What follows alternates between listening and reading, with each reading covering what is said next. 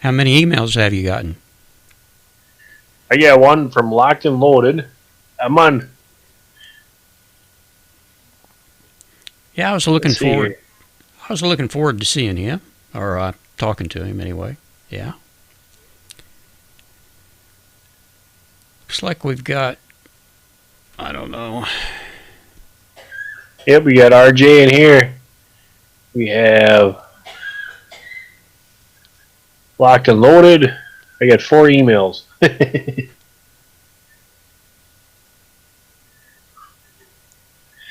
Well, mine are the wrong one because it says that you're live right now. Yeah, I am live. 8 minutes ago. There we go. You were on the wrong one, weren't you? Yep, we got RJ in here. Yeah, I got the right one now. Okay, cool. Jerry, how's it going? Walter. Tell us if you're still there. We got 5 watching. I hope well, that looks good. Locked and Loaded.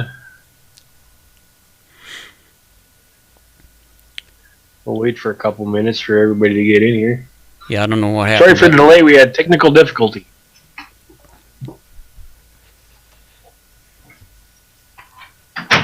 Somebody hacked my computer and got my stream key and changed it.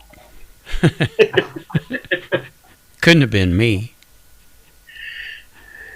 Well, we finally got everything rolling, I think. Or rolling. It's rolling Homestead and Wild Edibles. That's what it is. Yep. We got Walter's back. Well, it's good to see you, Walter. RJ's still here. I was beginning to wonder I'm gonna go and get Locked and Loaded. He's probably sitting in the other one. Here he is. Here he is. Oh, you got him? All right. We got him. Okay. There he is. He says, locked and loaded and ready to go. All right.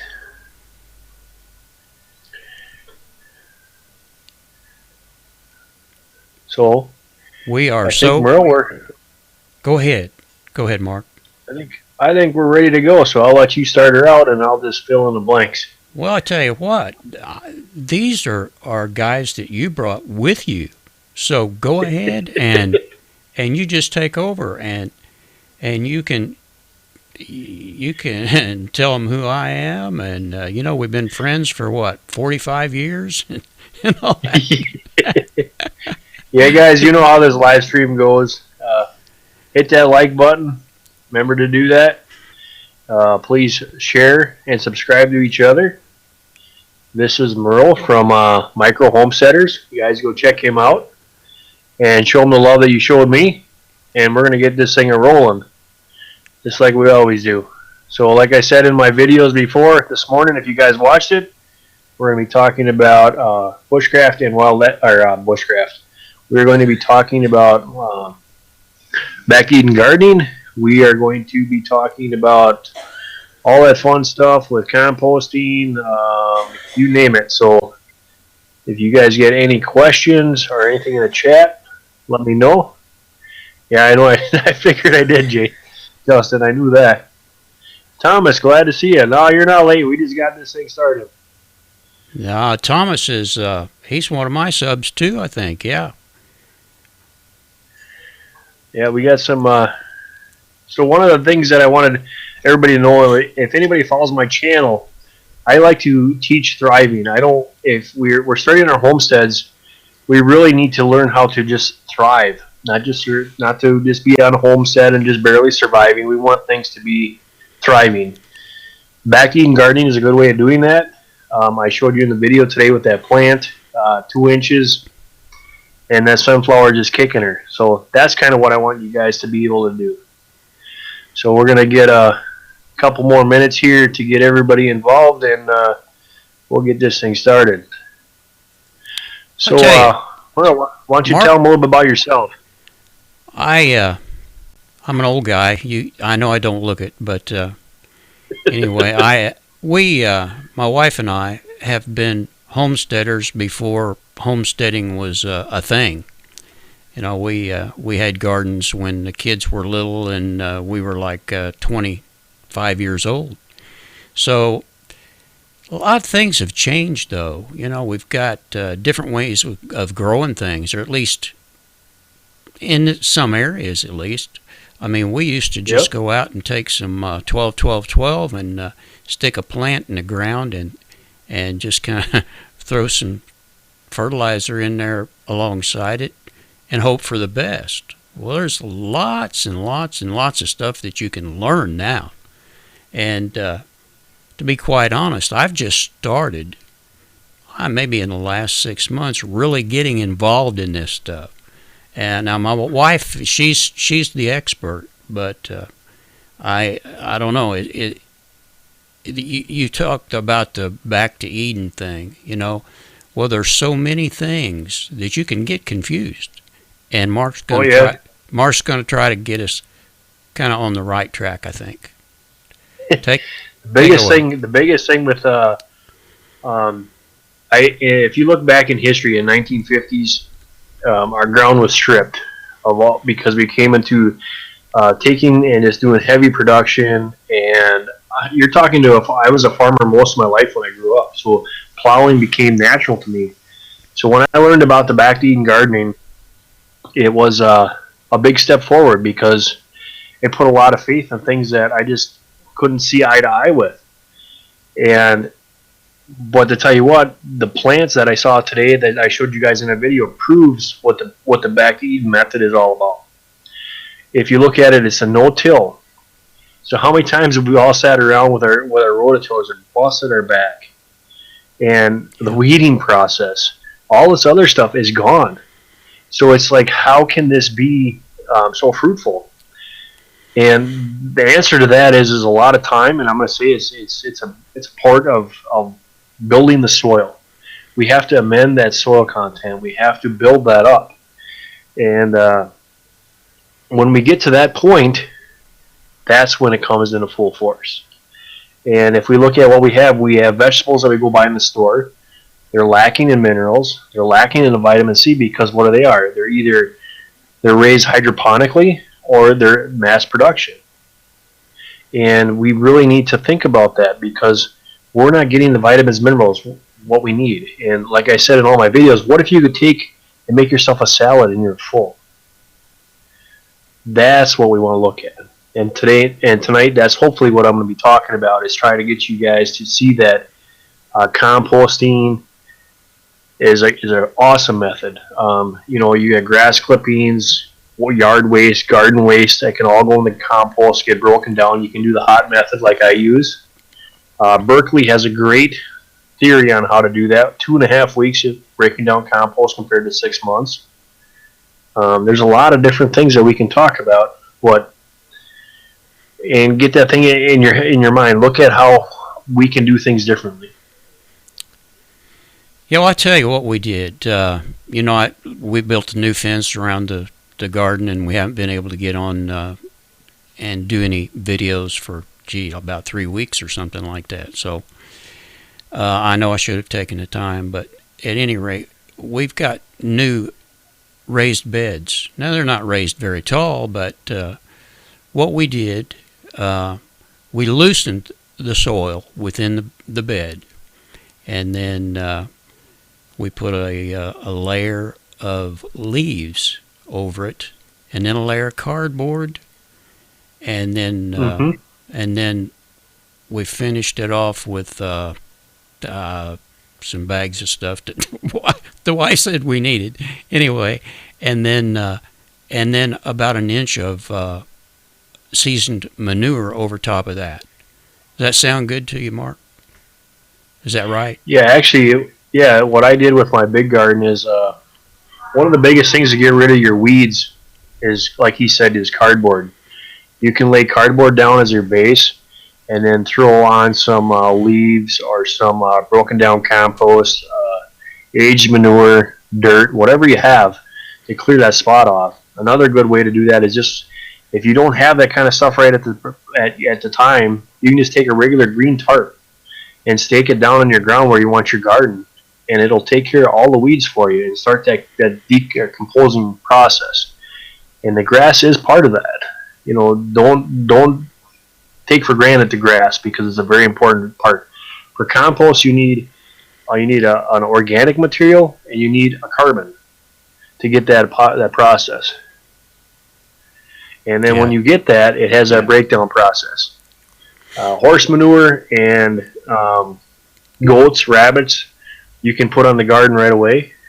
Chicken, cow, you got to let that break down, because it's a lot higher in the nitrogen and the ammonia smell.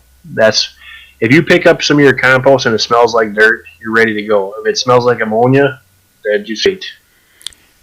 Yeah, it even looks like dirt. We bagged up some leaves 2 years ago, maybe 3, I don't know. But we left those leaves in bags for all that time, and when we opened it up, it was just like a bag of dirt. I mean, and they spend a lot of money in Europe for that. That's called leaf mold. Yeah, that's what the wife calls it, and that is good stuff. So we had, I don't know, we had about 12 big trash bags full of it, and we're sorry it's gone. Yeah. There's a lot of things that we can use. Loaded, you have the best thing. If you watch in my videos, my chickens are the workhorse in my garden. They do the composting, they do the tearing it up, they do the scratching, and they eat all of the stuff that comes out. And that's the other thing, guys, is when you have these gardens, you got chickens, you can throw all your waste straight to the chickens. They'll scratch, they'll tear it up, and they'll use it, and then you can come back and use their byproduct. It's a great thing. Yep, Walter, it is.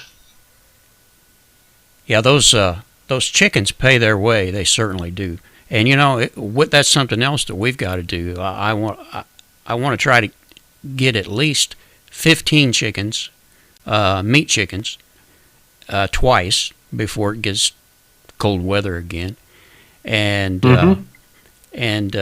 we've got to get laying chickens too. I'm one of those guys that, I don't know if there's anybody else listening that is like me, but I like to be prepared. And you can call me a prepper if you want to, but I think being a homesteader is kind of like being a prepper in a way. You've got to be prepared for whatever ails you, And it's called it's a next generation, Merle.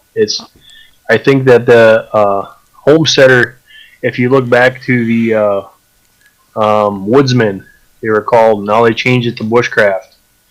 The pioneers, now they change it to homesteaders. It's just a different term, but prepping and homesteading are hand in hand by far. The only difference we're doing is we're teaching how to thrive, not just to survive. We want to thrive, and that includes our plants. That includes everything. Well, it's our intention. Yes. It's our intention. Yeah. Jason, you can make sure that you wash them out good and crush them up. We use like cereal bags, and then I'll take and crush them up really well, and then I sprinkle the eggshells on the garden. And you can also feed them back to your birds. It's good calcium. Yeah, I heard that the other day, and it kind of surprised me. Like I said, chickens, you can... Every part of the chicken is a byproduct or something else. And it's the only animal that I know that you can do that with. From the eggshells to the compost to them doing their scratching and the decomposing process, they're the best thing on the homestead by far. Take care of bugs in the yard if you want to let them roam around. They'll clean up. You won't have any mosquitoes or ticks. Yeah, my only problem here is we've got, I don't know, we must have a predator birds, and I see them sitting in the trees just waiting, because we've got a little pond not very far from the house. And buddy, I tell you what, they're sitting waiting. So what I wanted to do was just let the chickens roam loose, and the wife says, I don't think you're going to be able to do that. But I took care of that by making some scarecrows. We have ones that actually move. Yeah, I saw. And And the other thing that we do is we have little areas for the chickens to run into and hide. We take and lean some. I made some little lean-to forts for them to go into. Another thing is a big old rooster. He does wonders. Yeah, I saw too. I think it was yesterday or today, maybe I don't know, where someone had bought a pair of geese to help protect the chickens. Geese are good ones too. Yep. Yeah. Yeah, Walter. If your eggs are low in calcium, they will eat their eggs. You got that right. So you want to make sure that you're feeding. There's you can get calcium, which is oyster shells, is a good way of doing that. You can feed back. Right now, what I'm feeding is mine is 19% layer feed, pure organic, and it has a calcium built right into it. Plus, on top of that, I feed eggshells and I feed oyster shells. But the two biggest things to keep your chickens happy and keep them laying eggs is protein and calcium. It will help them tremendously. And plus, now that they got the worms and stuff to eat in the summertime and doing some foraging, it helps out a lot. Hey, Boneyard. Thanks for coming. Do you use a chicken tractor, Mark? I showed it in my video with my meat birds. It's kind of like a chicken tractor, but it's a little bit different. All it is a portable chicken coop that I can move around. I got them fenced in because I'll be getting Red Rangers this year. There's a big theory between the X-Cross and the Red Rangers. Yep. And it depends on what you guys are looking for. Your meat is going to be so much better with the Red Ranger. But cost versus efficiency, you're going to lose. If you're looking for quality, the Red Ranger, they don't poop on themselves. They go through less feed, but they take longer to grow. And they're not as heavy. Now, your Cornish crosses, they're going to lay by the feeder. They're not as active. So you're going to have a fattier meat. They're not going to forage as much. You're going to go through more feed, but you're going to have a bigger bird.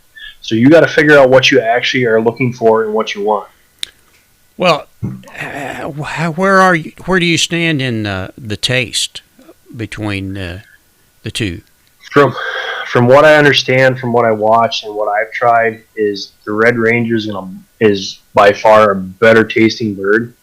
It's more active, so your meat's going to be a lot better. It's not as fatty, it's leaner, but you're getting, by the time butcher comes around, you're getting to a 4.5, 5 pound bird. With a Cornish X, you're looking, you can get up to a 9 pound bird off of them, but they're laying by the feeder, and the taste comes from them moving around, scratching, eating grass, eating worms, eating bugs. That's where your food is going to come from. That's where the better protein is at. If you're just stuffing food into them, that's what you're going to get out of them.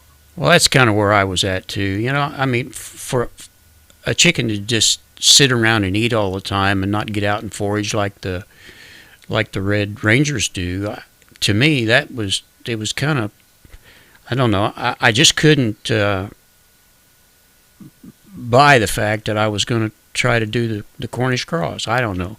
So we settled on Red Rangers anyway. Yeah, they're to me, it was a no-brainer. I like the better taste quality. I mean, last year I rode a Red Angus. It was grass-fed, grass-finished. It was the best meat that I ever had, and I was a farm boy. So what you put into it is what you get out of it with your birds in general. What you give them is what you're going to get out of it. If you give them just normal feed, that's what you're going to get out of it, as a normal egg or normal meat. But if you give them the better stuff, you're allowing them to free range. And if you can't do that, let's say you're in an area that you can't let them have a free range, you don't have acreage, but you have grass, you can give them the grass clippings. You can give them the stuff out of your garden. There's always a byproduct of the garden. And your scraps from of the house. Just remember that they can't have potatoes. Garlic they can't have, but then you're going to taint your egg, taste a little bit of garlic. I thought it was a good idea, little onion, little garlic, give them to the chickens. Now you got some, thank you. Now you got some, I'm ready, loaded. I got my coffee. Hey, Sue, I'm glad you can make it. But, that's always a good thing. If we can do that and get them some nice organic feed, we get a better product, and that's what we're looking at. The bottom line is what do we get back? And that's what our homestead's about is to support us. So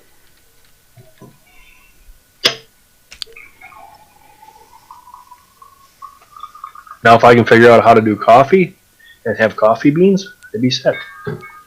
Would be good. I've been telling the wife that we need to get a coffee press, and that's just because I've never drank coffee out of a press. So I hear people say that's the only way to go, but I don't know. So Thomas was very surprised to have a raccoon this afternoon.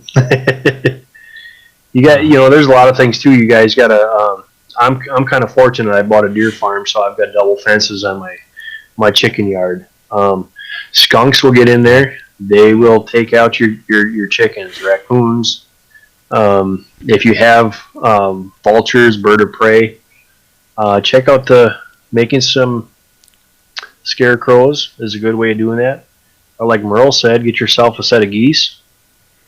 That's another good way of doing it. I also heard turkeys was another good one. Yeah. And what's really neat is they can live with each other, so it's not too bad of a deal. I think the raccoons are my biggest problem here, to be quite honest. Because, man, I tell you, I have seen... Well, I've used concrete blocks to try to plug up holes where raccoons were trying to get in. And, they don't care. They just don't care how big it is or how heavy it is. They'll move it. They sure will. I've actually was, when I was younger, I was coon hunting. I watched my best coon dog get sat in a river by a coon and drowned. Oh, yeah. Before you get to it. Yep. So they don't care. They're tough, man. That's cool, Sue. I'm glad you're getting your birds. I know mine are downstairs and they're growing big. Yeah, Thomas, you want to take out them coons or let's do like I do, a little night hunting. Best way to get rid of them. How's that? Coon problem at nighttime is just sit out there and wait on them, yeah. I got night vision on my gun, and it's a good way to get rid of them coons in a hurry.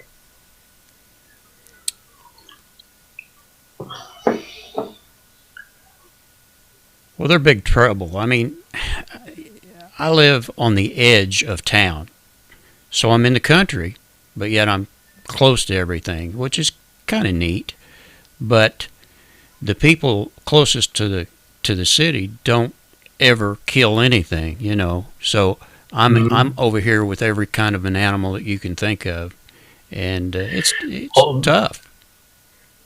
Boneyard brings out a really good thing that I should touch on, and that's chemtrails. So those guys right now it's a little bit cloudy, but I noticed for this whole week my skies are clear. And even if you don't believe in what's going on with that stuff comes down, that lands on your plants, it lands in your area. He's absolutely right. You're getting that into your system.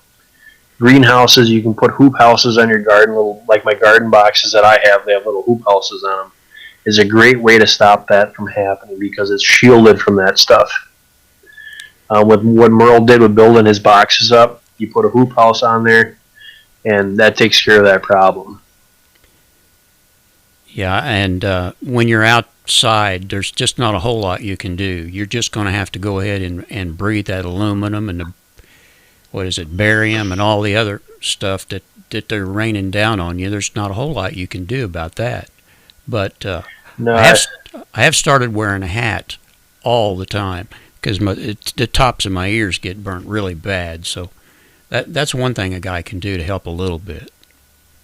I get my hat from the service. I always wear a hat outside, and people think you're nuts because it's so hot. Well, that stuff isn't falling on my head, so I don't got to worry about it. That's exactly right. And the closer you get to any big city, you're going to see more and more of those chemtrails too. I live between two big cities, and the chemtrails that we have out here are probably not a fourth of what they are when you move in closer to the city. Yep. It's bad stuff. I've been studying Clover Leaf for 18 years now. Chemtrails are real. Absolutely. Anybody that doesn't believe in chemtrails, when you gotta, when you can see them up in the sky, it is. I can't believe that what they're doing when they're pumping this stuff out. But we need to learn how to work around those things. And one of the biggest things to help you with the gardening or your food is put hoop houses out. Use greenhouses if you got the area. Hoop houses is cheap. The PVC piping you can get for a couple dollars, and loop them around, hook them in, and you're ready to go. You get through that whole problem. Speaking of greenhouses, I got to tell you this. My daughter called my wife today and said she's got a 16 by 60 or something like that greenhouse. It's a monster. She said, we're not going to use it anymore. You guys can have it if you want it.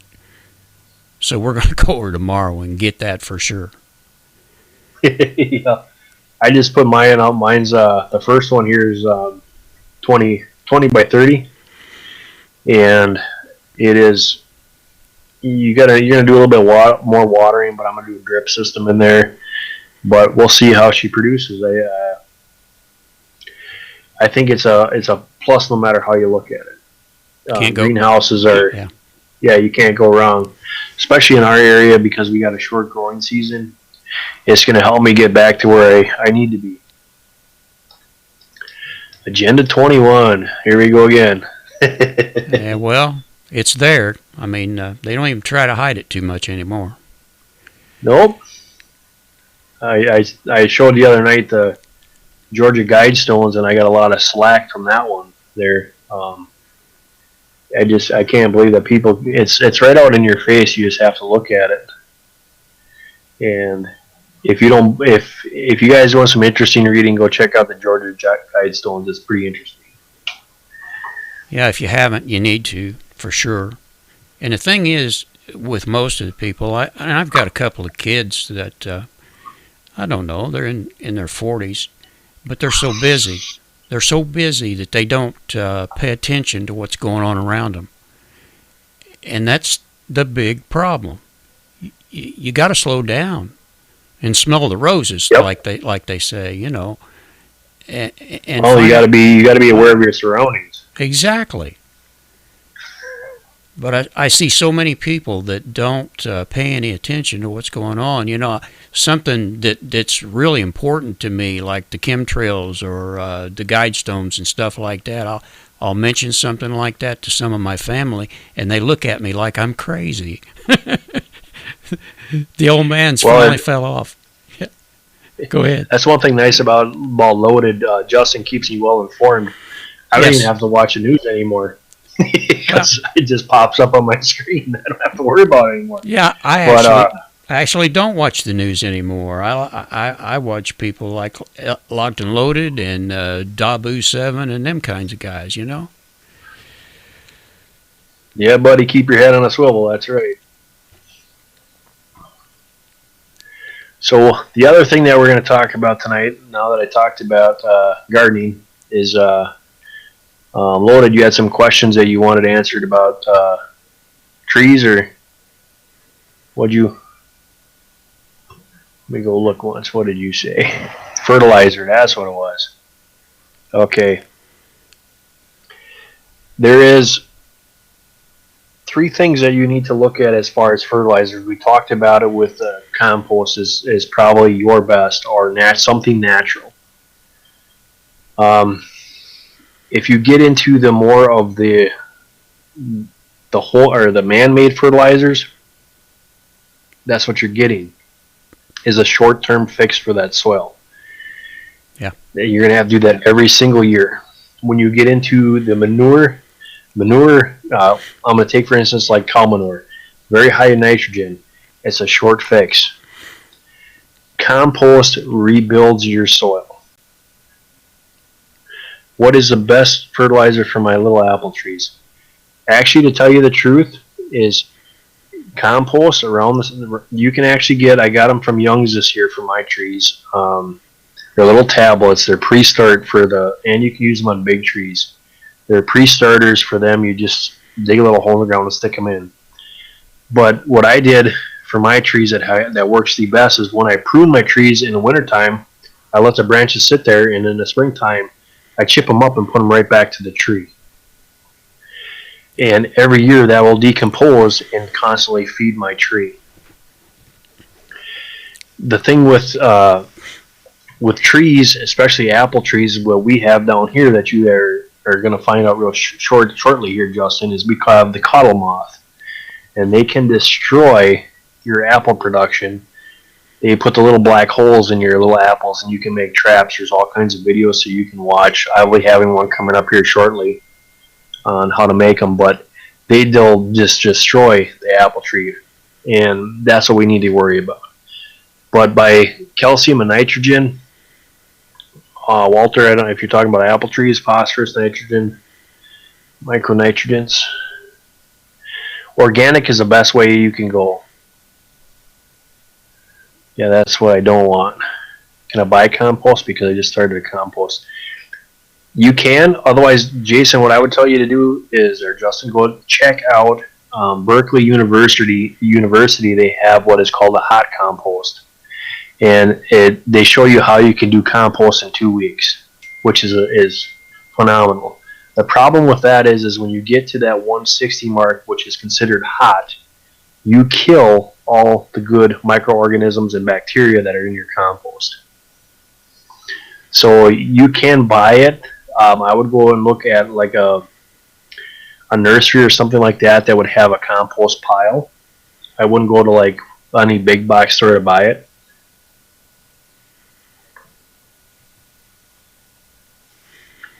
A chicken plucker. You can make them. Like, there's little wheels now that are on Amazon. I saw the other day for chicken pluckers. So what's the story with wood chips now? You can't use them the first year, is that right? And after they. The thing with wood chips is let's go back about 5,000 years. When the earth was created, one of my questions are, did God water the Garden of Eden? Did we actually know how it was watered? It was watered from the ground up. It wasn't rained upon. So if you look in the woods nowadays, it's a continuous supply. In the fall, everything falls to the ground, breaks down, it replenishes itself. It's done naturally that way. The same way with wood chips. After a wood chips start to decompose, it's called humus. That is a partial breakdown of that wood chip. And by keep applying top layer, don't disturb it, don't put it in the ground, because then the wood chips will rob the nitrogen out of the soil, and then you have a bigger problem. But if you just apply it to the top and keep on applying it, it will slowly break down, and it will feed that, and you will have a very rich soil. And that's what obviously that's permaculture, back Eden gardening are very close to the same thing. Yeah. But once you start that process, you can't go and start and say, okay, I quit and I'm going to go back to the rototilling, because if you put that back into your ground, all the wood chips will rob your nitrogen, and it's just like you just have a barren soil, because it's going to use the nitrogen to break itself apart and decompose. Yeah, it's like where do you find the richest soil? And it's in the woods. Exactly. Yeah. That's where it's at. And the fact of the matter is, the wife and I are going to go borrow some of some of the top the leaves and what have you. The first 2 or 3 inches in some areas of the woods that we have here. That's good stuff. Absolutely. Guys in Europe, they'll swear up and down about leaf mold. Yeah. They say it's the best, and they've actually learned the process. I think there's a few videos you can just type into YouTube here about quick processing, because leaf mold actually takes 2 to 3 years to decompose the old-fashioned way, and they have managed to speed that process up. But if you look up permaculture, or if you look up back Eden gardening method, they're pretty close to the same. You're using mulch, wood chips that's turned into compost, which has humus in there, which has the microorganisms to start the building process. Locked and Loaded said, "Whoa, a lot more growing than I thought." Yeah. Well, the biggest thing to growing a plant is we first need to grow our soil, because we can thank everybody else because they robbed all the nutrients from our soil. So first off, we need to build that back up, and after you build that up, you will have no problem growing anything. Yeah, I'll guarantee it. When I was a kid, I lived on a farm, and we planted corn and we planted beans. We did at least alternate years, but we fertilized with 12, 12, 12, bag after bag after bag. And look what happened to the soil after so many years of that. It's not a good thing. And you guys have to remember too, is when you disturb that soil from, and this is you're talking to a farm boy here that used to plow fields day in and day out in springtime, and it took me a hard time to figure this out. But when you turn that soil over, when you run a rototiller through that soil, you're killing the microorganisms in that soil that actually break it down. You're disturbing the worms, you're disturbing the base. So by you actually just layering that and putting, like Merle said, with the leaves, the cardboard, you're building that soil. You're not disturbing anything. And you're going to see a lot better output doing it that way than if you turn the soil over and you add 10, 10, 10, or if you're just throwing cow manure over it, you're going to see a lot better production out of it. Are you familiar with something they call black cow? Is that just fertilizer, or is it something a little better, or do you know? I had never heard of that. Yeah, it's 555, but I just figured because it was lower in the numbers there that it might be something a little better than your ordinary fertilizer. I'll find out about that. What I've learned is if any kind of leafy plant that you're going to consume, lettuce, kale, Swiss chard, your herbs, need more nitrogen. Nitrogen makes your leaves grow. Where if you're fruiting, you need the potassium, you need the calcium, you need the potash, you need that soil build. So there's a lot of different things that need to go on with that. So depending on what you're actually growing, it like tomatoes love calcium. Peppers love potassium. There's so many things that we could talk about just in the garden part of things, and it's really not that difficult if we just learn to just build our soil. It takes a while, though. I mean, you just don't go out there just one day and say, you're gonna grow a big garden, because you got to do some work first. Especially there's an old theory that if you live where I do, where it's all clay. Go ahead. Yeah, I got the clay too. There's an old theory that three magic number, and one thing that I learned that is, if like my garlic, the third year of my garlic, after I pick it, replant it, the third year, it's at its best potential because it has adapted to my soil, it has grown to its full potential, and it tastes the best. My peppers, the third picking is the best because the plant is mature, it's putting all its energy into the fruit. The third picking is the best. So the old theory is that the third year of your soil prep is going to be your best because your soil is starting to decompose, it is starting to adapt to the situation. You're in your third year of amending your soil. That's the golden year when you start to see the difference, where you're not playing with the weeds. You've got soft, moist soil. The one big thing that I want to tell you about the wood chips, Merle, is when you do the wood chips on the top, wood chips hold moisture. There's less water involved in that because it actually holds it in and it keeps the earth there. It doesn't blow it away. So all that money that you guys are sticking in your ground, if there's no cover, it just blows away. Yeah. We were going to start out using them with in the footpath. Boneyard Militia says 92% of the corn and soy is now GMO, and I believe that. It's at least that much. And I got to throw this in there because I believe it. I believe that the people that go to the grocery store and buy all their food are killing themselves. Just Absolutely. they are absolutely eating poison. So Yep. This people that are with the homesteading, or if you're living off grid, that is the healthiest lifestyle. Why do you think the pioneers lived to be over 100 years old? that's right. Because the fact that they're out there, they're physically working, they're eating what they have, the fresh meat, everything is there. You go to the store, you're not if you look at a pepper, it might look like a pepper, but it has none of that nutrients in it at all.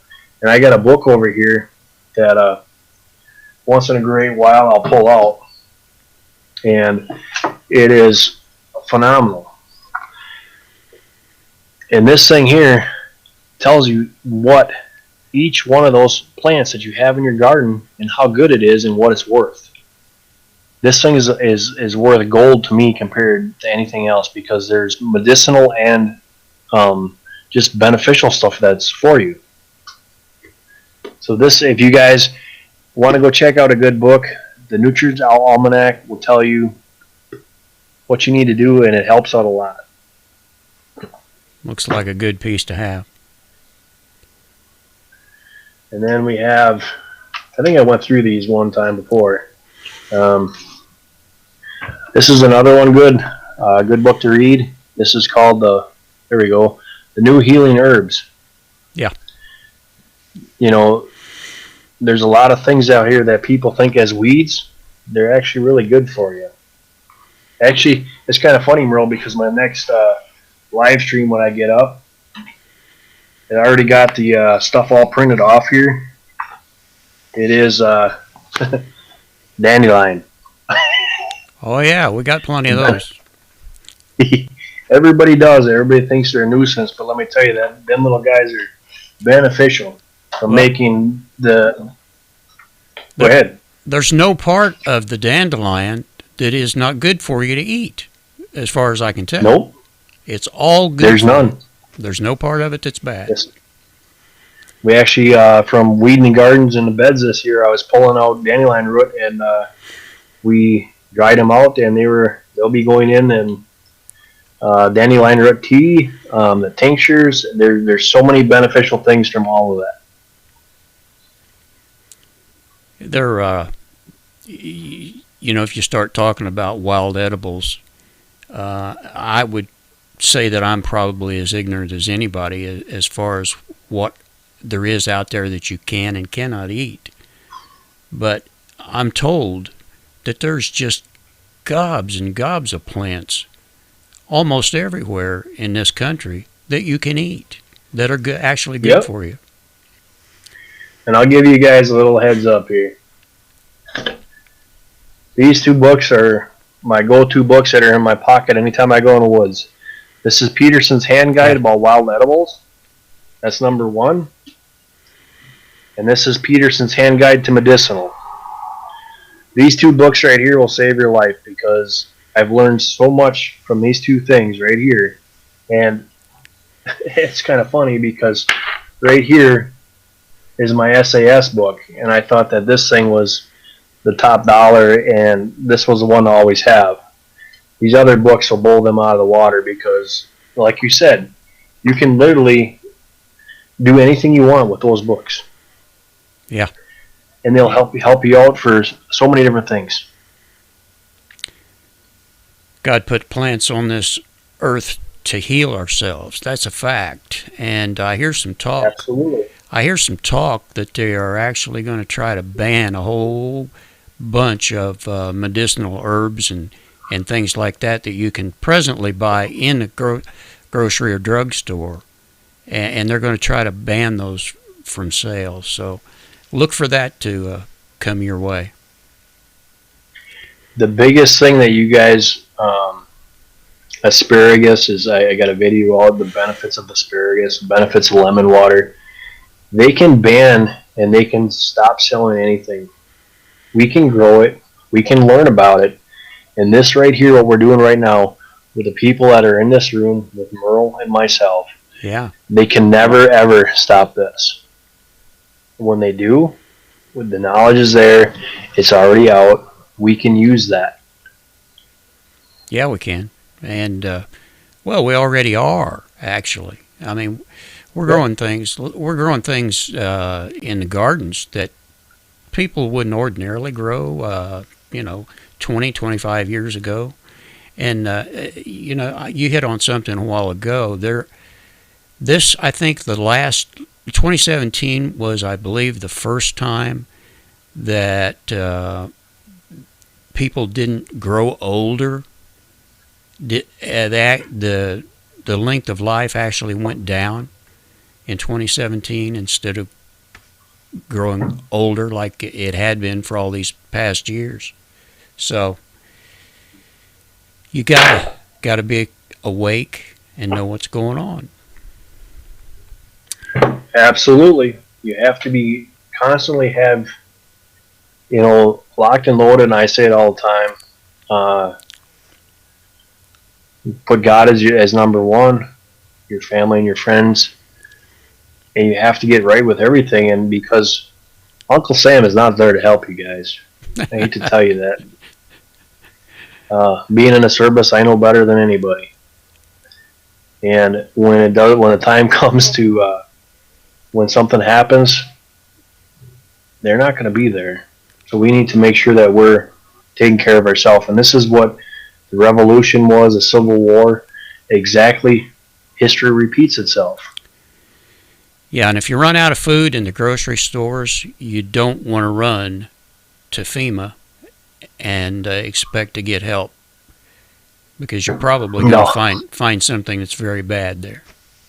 Hey, Tom, how's it going? Glad you could join us. Tommy, I'm glad you could stop in and see us. Tommy's an old friend of mine. And, yeah, we are glad you came by. We're talking some of your stuff there, buddy. We're growing gardens and we're watching the chemtrails and all that kind of stuff. Yeah, it could get.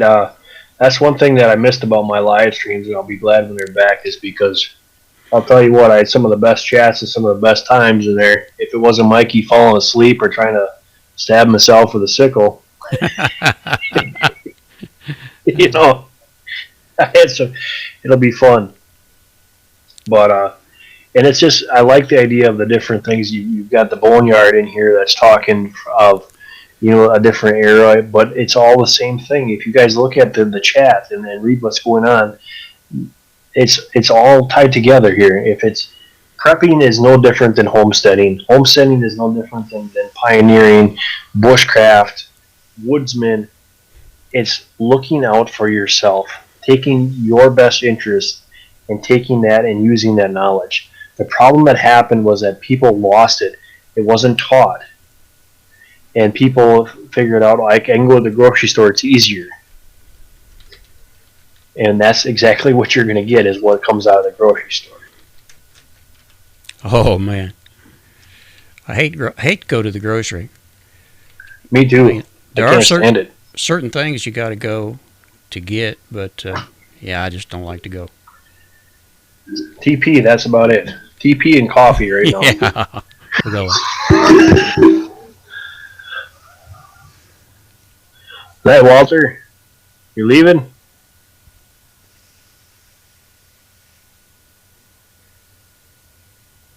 Gosh, it's only 20 till 10. I'm up north there, Tom. We up by Rhinelander.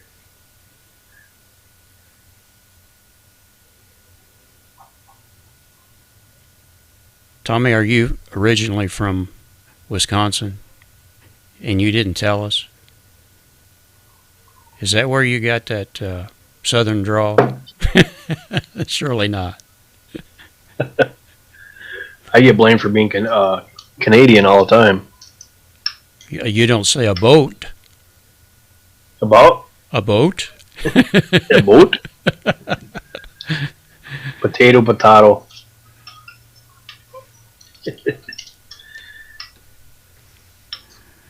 So It's only 9 o'clock. Or, Tommy went to his 50-year high school reunion. I just wondered how many were there. How many were there, Tommy?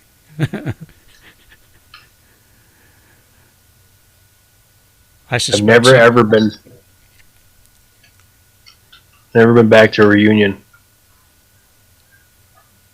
He used to live in Rhinelander. You know where that is? Oh, yep. and is it Susan Woods? Anyway, where yep. am I? I'm between Indianapolis and Terre Haute in west central Indiana.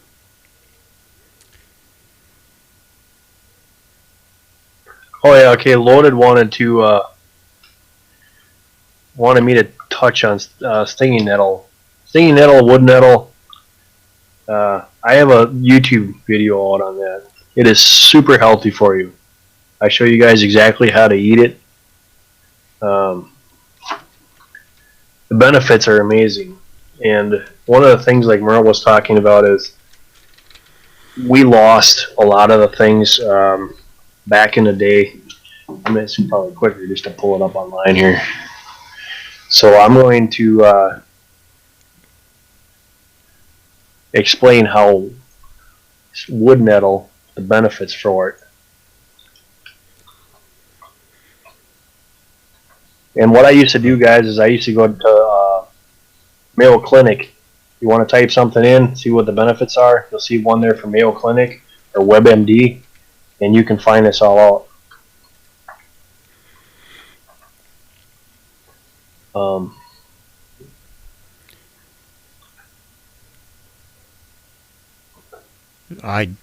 That looks familiar to me. That looks like a weed that we have out here. Oh yeah, if you touch it, it stings. But the most important thing and the health benefit of stinging nettle is the ability to detox your body, improves metabolic efficiency, boosts immunity, increases circulation, improves energy, and manages menstruation, minimizes symptoms. The list is long. That's just some of the things that stinging nettle is good for.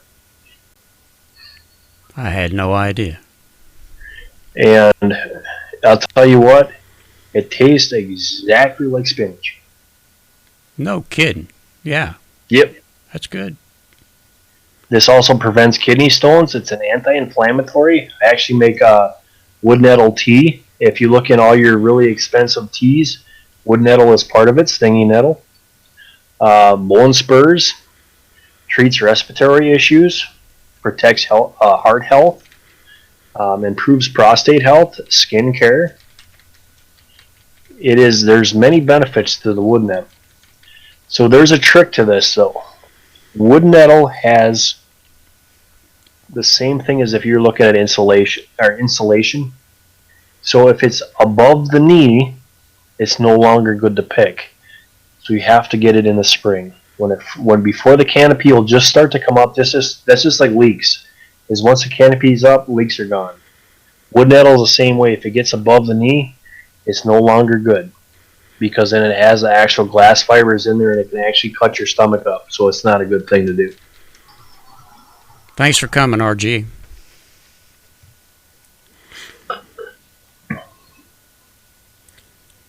I would never have known, Locked and Loaded said, I would never have known you could eat it. Blew me away when I heard you talk about it, Mark. Plus it helps me on my, on his bicycle. Yeah. Yeah. There's a lot of things that, not only that, it's a good protein source. It's really high in protein. So if, let's just say we're in a situation where we're on, the STF happens, there's a lot of things in the woods that can help you get past the point of hunger. Yeah, you're going to have to eat a lot. Just remember one thing is that if it's small, eat small.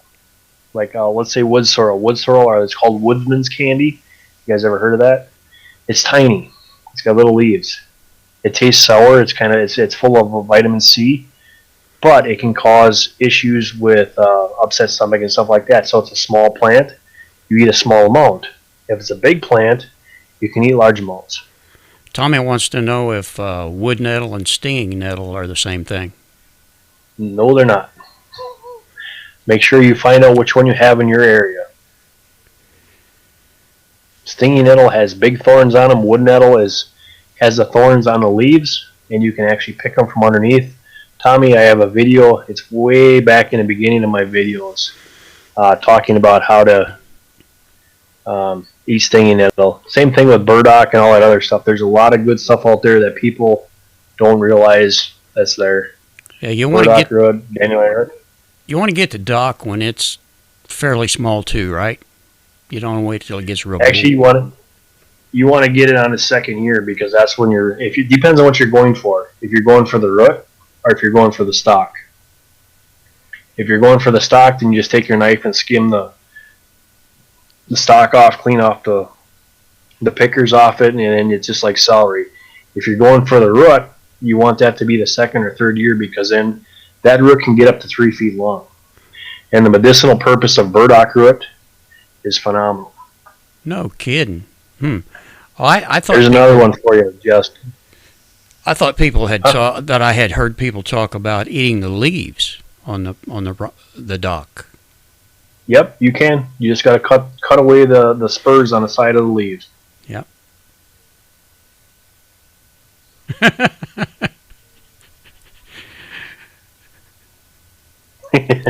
Tommy, I don't know, but okay. So we're going to talk about acorns, because there's something that's in the acorns that can cause you a heap of trouble, and it's called tannins. So what the old Indians used to do is they used to take a burlap bag, fill the acorns up, and stick them in the rivers for 3 days to wash the tannins out. If you eat tannin, even though some tannin is good for you in some purposes, the acorns will give you a world of hurt. So what I actually do is I will boil them 3 times after I wash them. Then they're usable.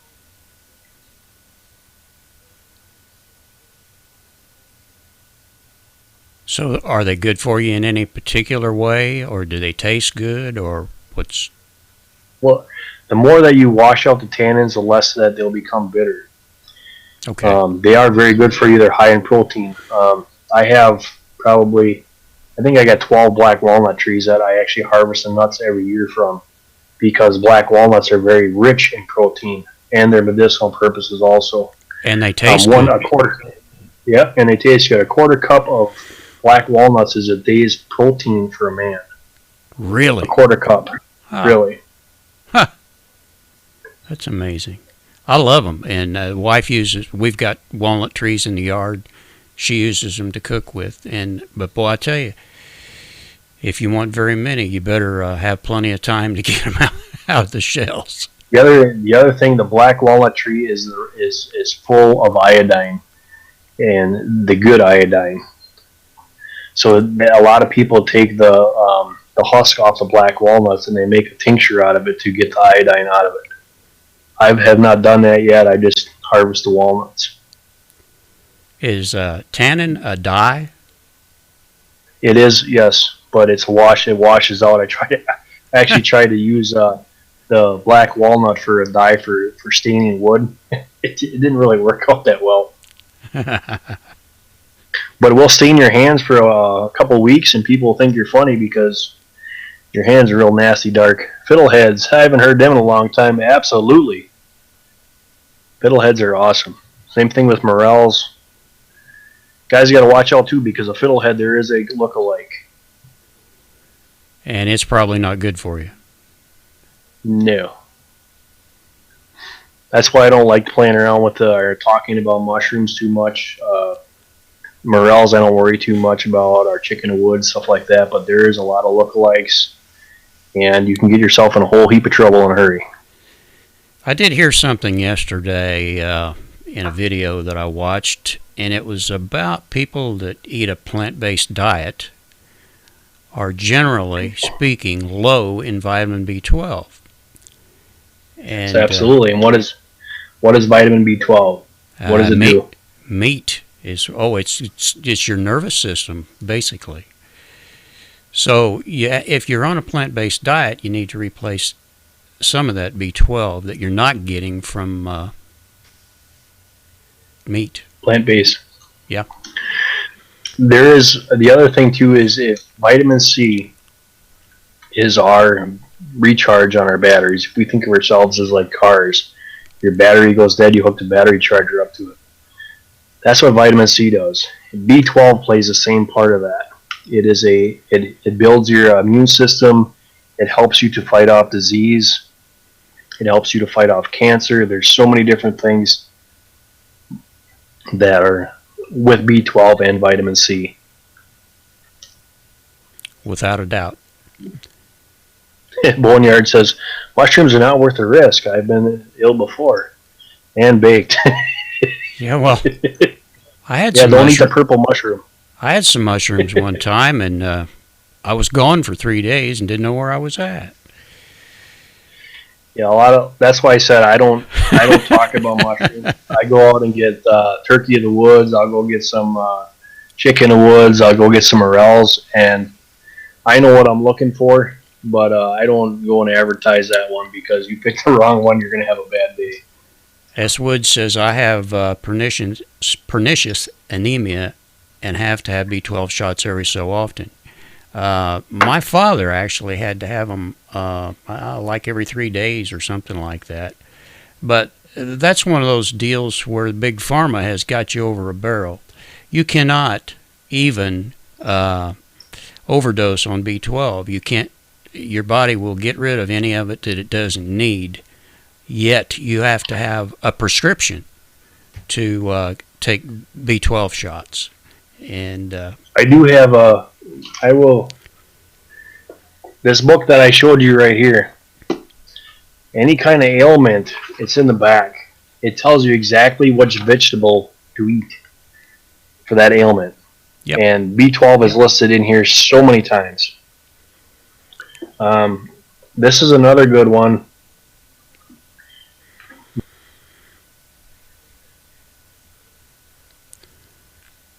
There goes.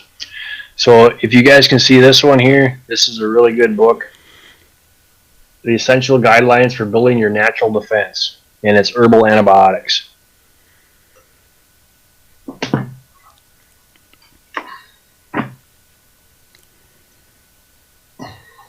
If you know what to eat and when to eat it, you're in good shape.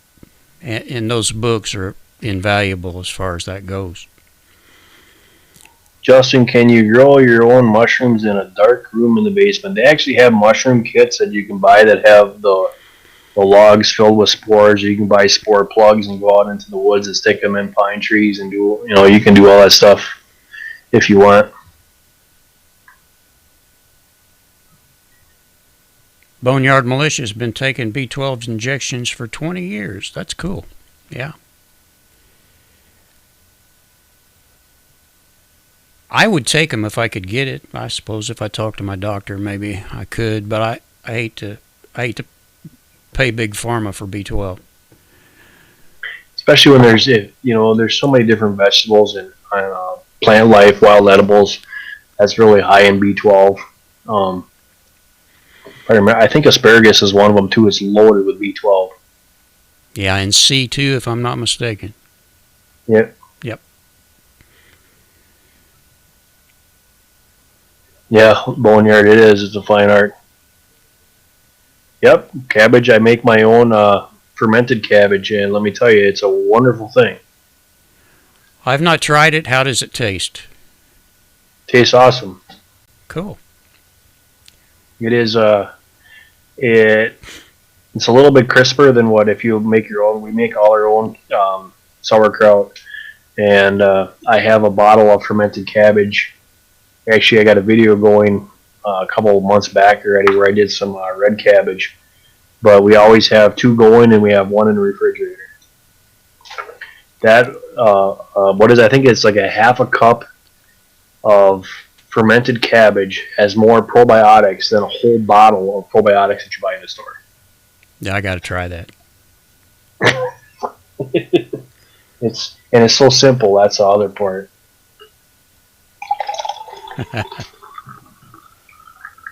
Hey, Loaded, I actually got my own coffee beans and crushed them and made coffee myself. I shouldn't say I made it myself, but we got fresh coffee beans today. So what kind of beans did you buy? I think she got Folgers. Just regular coffee beans from Folgers, I think it was, but it's really good. I'm actually impressed. You read my mind again, Mark. What did I do? What did I do, Justin?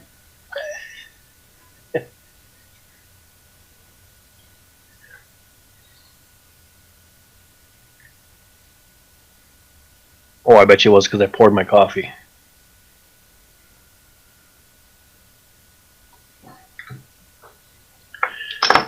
I bet if I drank all the coffee that I wanted, I could fly.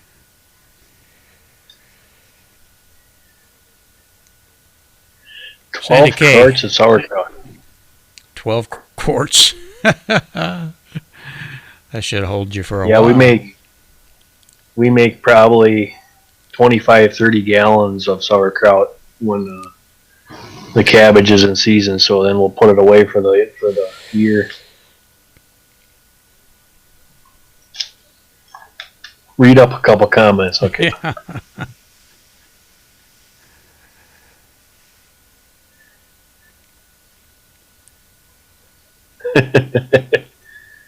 We'll guard the fort, Boneyard. Go ahead. We put locked and loaded on the gate. Yep.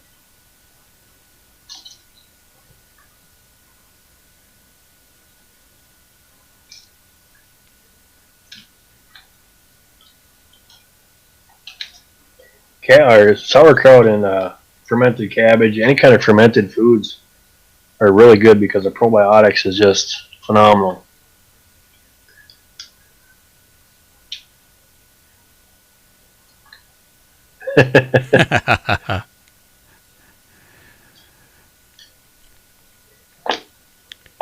Yeah, there's a lot of things that for the past years that I've learned that has come in handy. Let me tell you, our family really got sick this year. I have seen a lot of people, and a lot of people were put in the hospital because of illness. Knock on wood, we didn't get anything this year. We were pretty lucky, and I have a stinky feeling that it was because of what we eat. We try to eat as healthy as we can. Besides, some days you get the old chips and dip or popcorn or something like that. But for the most part, we're trying to do the best we can. My pigs got drunk on the last batch of fermented corn. You didn't turn that into shine, Thomas? Thomas, you were supposed to drink that, not feed it to the pigs. That is something that I'm going to try this year, is the fermented corn for chickens, because I heard that it was a lot better. They fill up a lot quicker, and they produce more eggs from it. How many pigs do you have? Don't know if it's true or not. Thomas, how many pigs you got?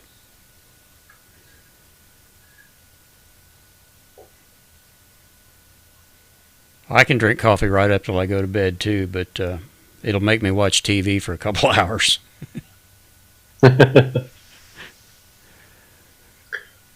Bang, bang. Fermented oranges. Yeah. So, Mark, did you learn a lot of what you know about wild edibles in the military, or was it just something that you were interested in?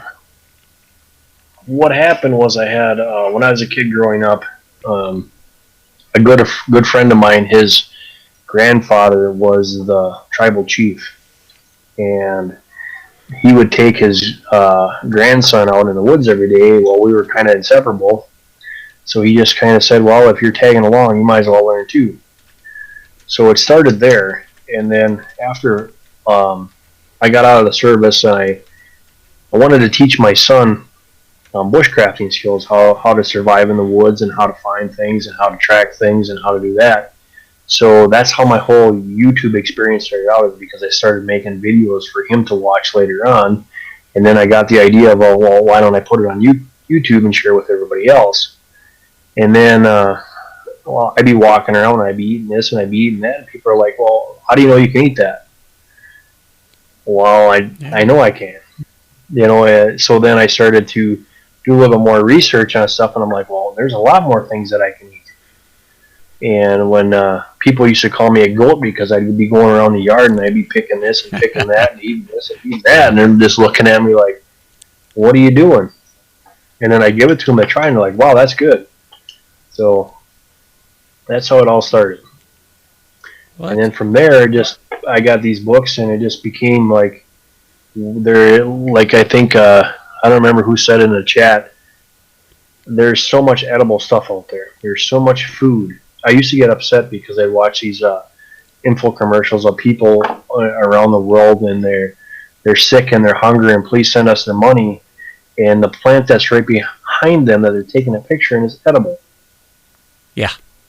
And it's just, I'm like, why? Why are you guys? I just didn't understand that. Well, hey, there's Tiny. About time. There's another Wisconsinite. Glad to see you made it.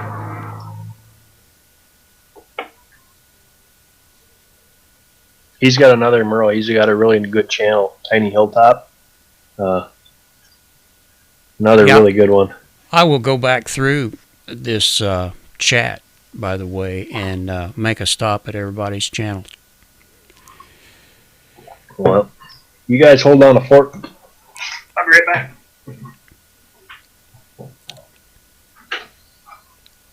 Well, that guy knows more about what you can and cannot eat than anybody I think I know.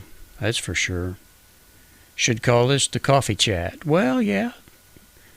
As a matter of fact, I may slip in there and have a cup of coffee myself. Tiny Hilltop. Boy, that name sounds familiar. Farming for a change. Yeah. I think I've been to your channel. I think I have. A lot of these names look familiar to me, as a matter of fact. But I promise each and every one of you that I will make a stop at your channel within the next 2 days.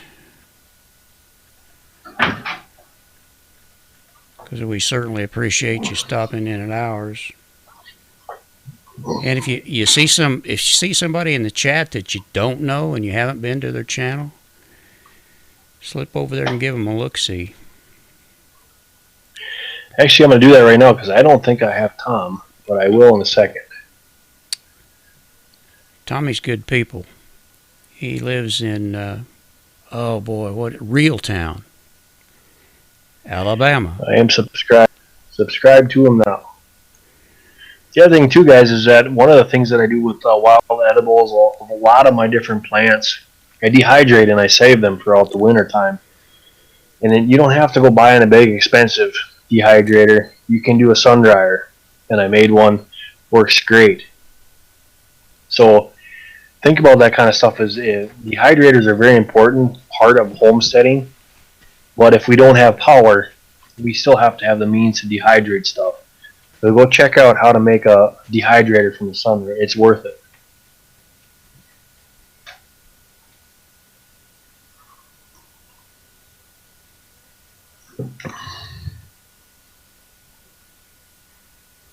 So how you been there, Tiny? How's everything going on the homestead?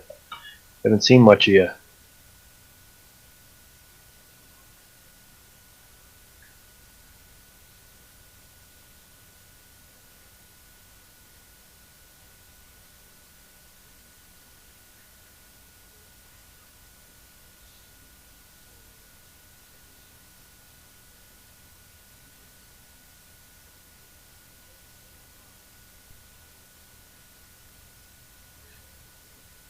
I'm just reading your guys' comments here, trying to get caught back up here.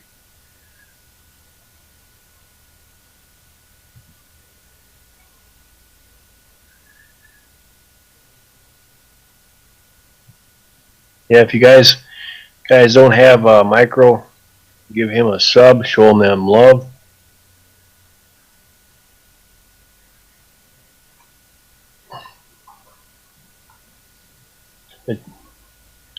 Justin, did Tiny jump out or did he come back?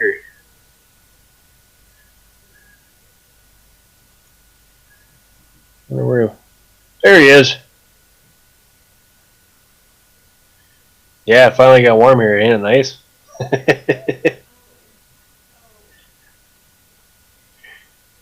I'm so glad to get rid of that snow. We got roughly about 150 garlic in and about 200 onions in already. Greenhouse is up. So I'm glad the winter is gone. There's another thing too loaded. There's a good one for you, is growing your own garlic.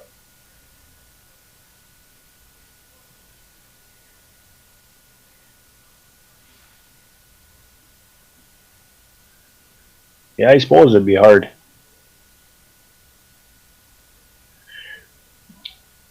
Yeah, Sue, I don't know. I heard false pros and cons about dog poop because of what they eat and because they eat some of our food.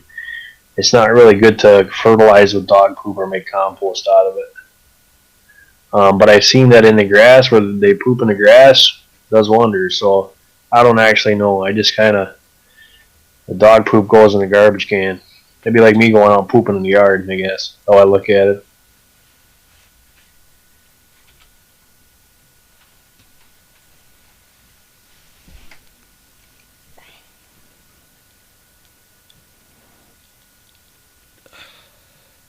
I figured you get, well, coming from Florida and getting dumped on like this, I suppose that's a shocker and a half there, Justin.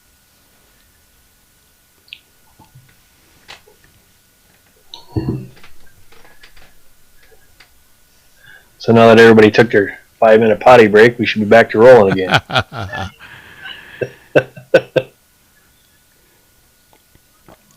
But I'm glad to see we've been holding steady at 11 views.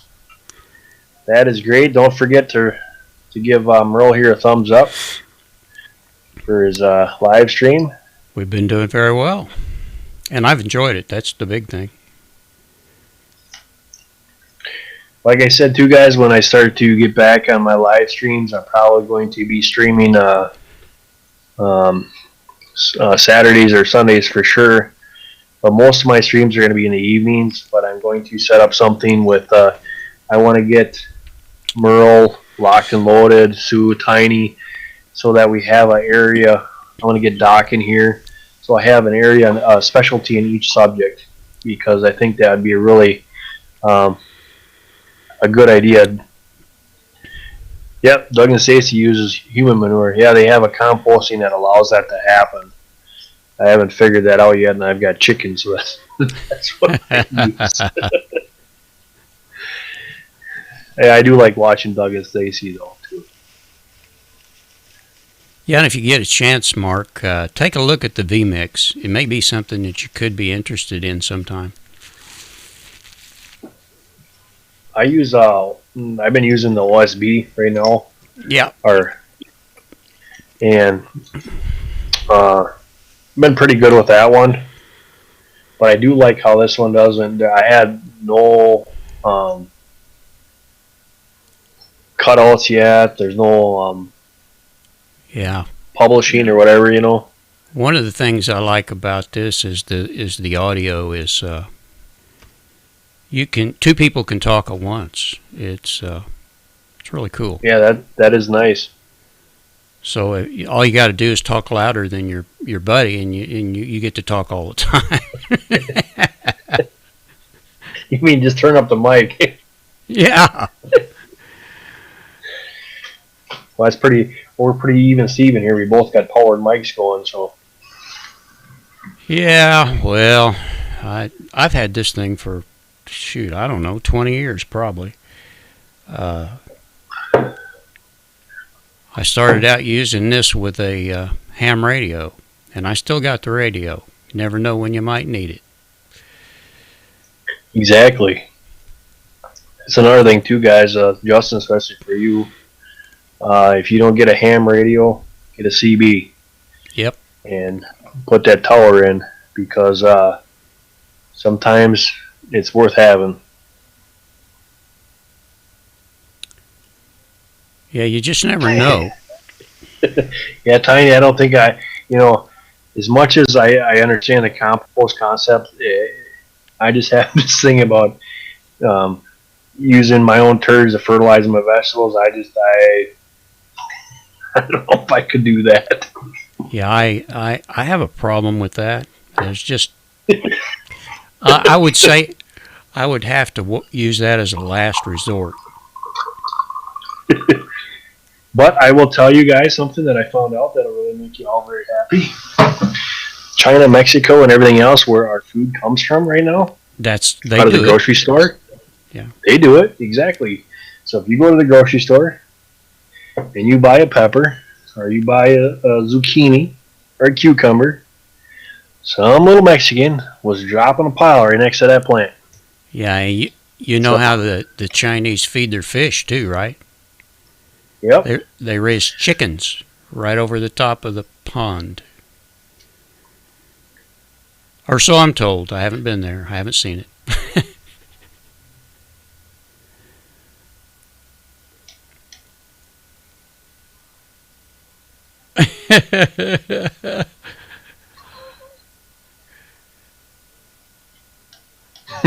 Yeah, I don't. I don't know if I could do it. I'd find every means. Well, you know what? If we build our soil, we don't got to worry about it. Yeah, I don't think we've gotten to that point yet. Nope. Not to say that we wouldn't. The shrimp are going in pig poop in China. Yeah, yummy. I don't doubt that a bit.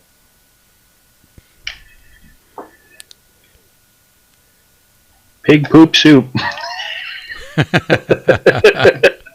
Pig poop soup. You said it. Ooh, I'm eating too.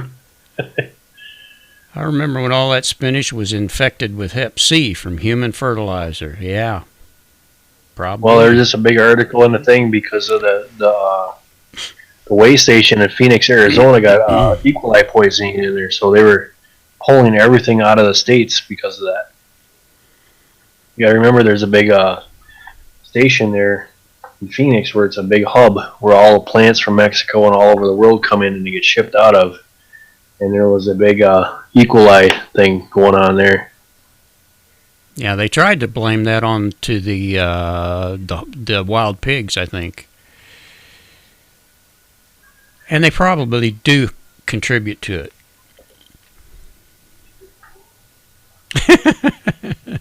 I think Milwaukee. Milwaukee. Yeah. Well, we'll find out there, Tiny, because in what is it, May 15th through the 17th there, they got the dark sky going on, so we'll see what happens with Milwaukee and Appleton and Madison and Fond du Lac, all them areas.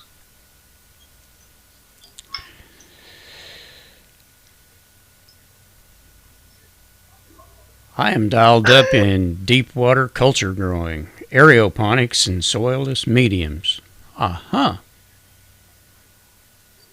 Tell us more. That is an awesome thing right there.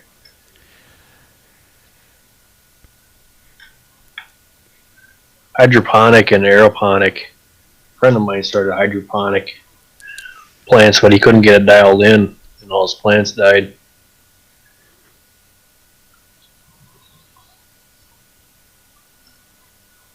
Well, it sounds like a good deal if you can get it all dialed in right. You got fish that are feeding the plants that are feeding the fish. If I understand it right.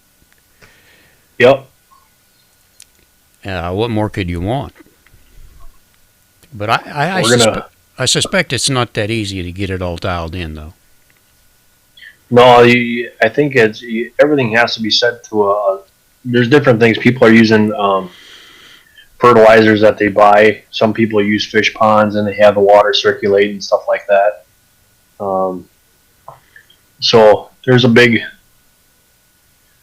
difference between the two, and I never played around with it. So no, and I probably won't. But I am looking forward to this big greenhouse that my daughter's going to send our way. My wife has wanted a greenhouse for I can't tell you how many years, and she was pretty happy to hear that.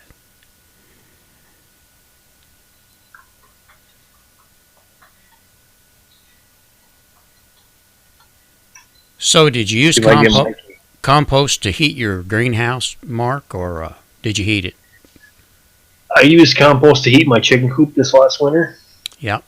And it worked out really well. My greenhouse, I'm going to start here putting the stuff in here. This is going to be the first year that we're going to run the greenhouse. So we're going to see what happens through the winter here. But I think what I'll end up doing is putting it back up in April or May.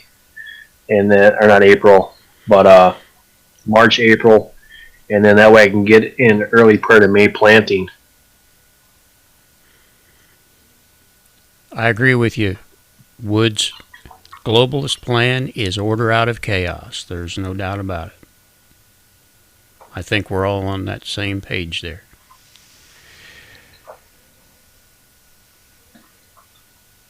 Well, if one was to save their grass clippings, how would you suggest to deal with that? The best way, because you guys have to understand what you have first of all. You have something that's an organic matter. So in order for you to have compost, you have to have carbon and you have to have organic matter. So what I actually do is I feed my grass clippings to my chickens, which then again eat what they want, scratch the rest down, decomposes, does everything for me. Yeah. But if you actually want to just put them into a compost bin, they'll mold real fast. So you got to have the 1 part organic, 2 parts carbon. I would think you'd have to kind of spread them out. You couldn't stack them on top of one, or you'd have to turn them constantly, I would think. Yeah, you have to turn. The best way to do like grass clippings would be, if my area would be grass clippings and leaves, would be a tumbler, because then you're constantly turning that and spinning it around. Yeah. I didn't think of that.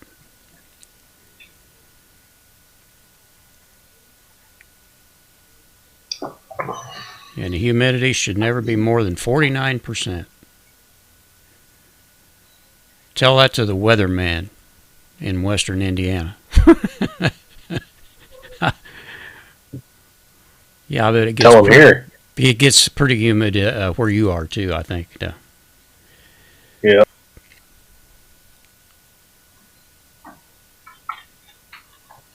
Well, I've still got, I don't know, probably 1/3 of an acre of grass that I have to mow.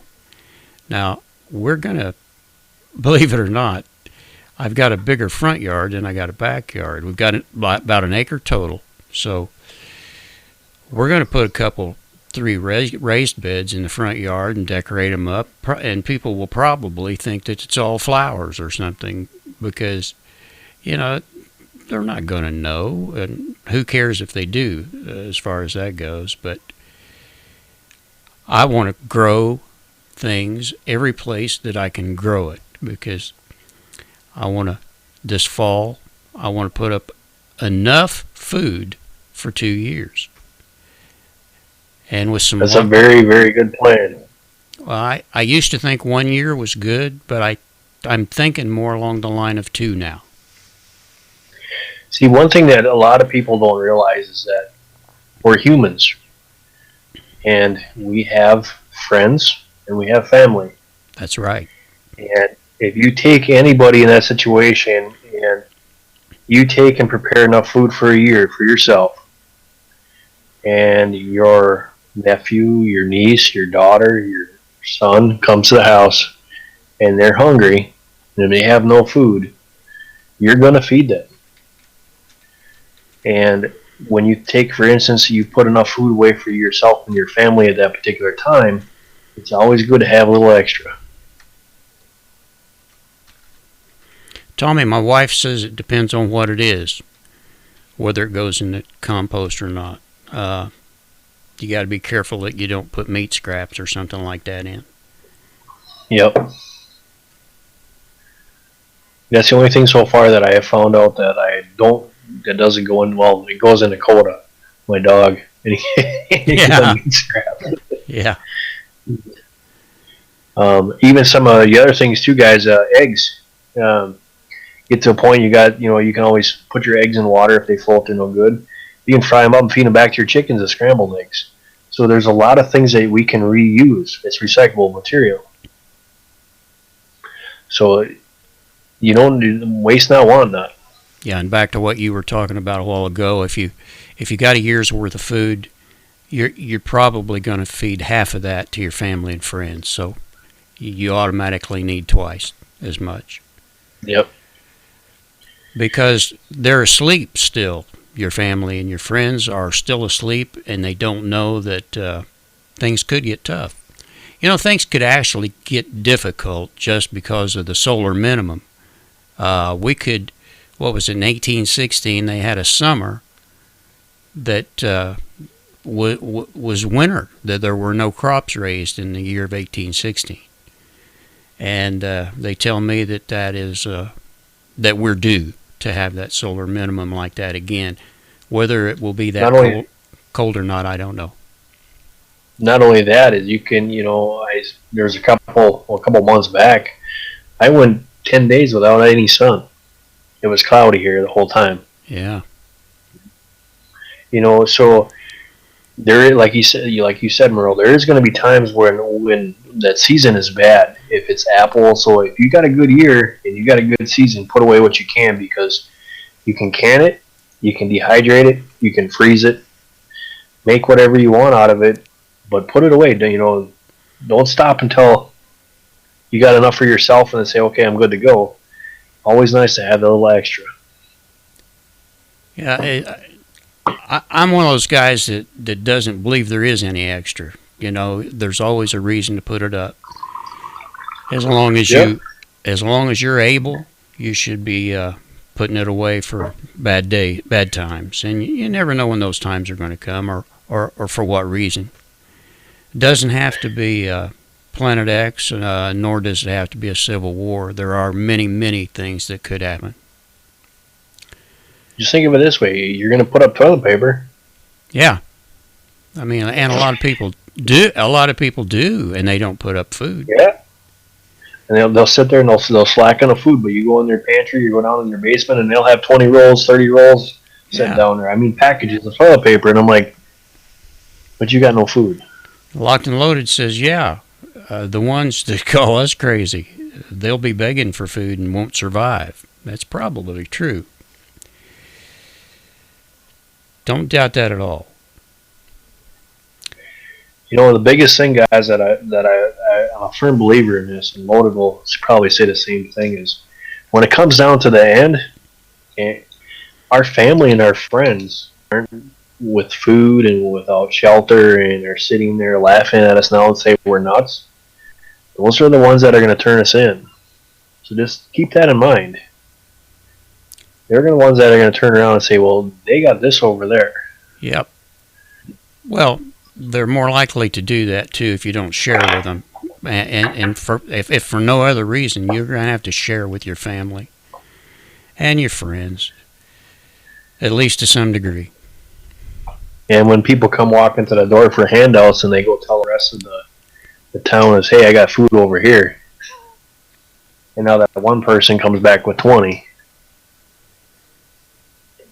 That's why you can't, and we're kind of getting into another subject, but that's why you can't survive on your own.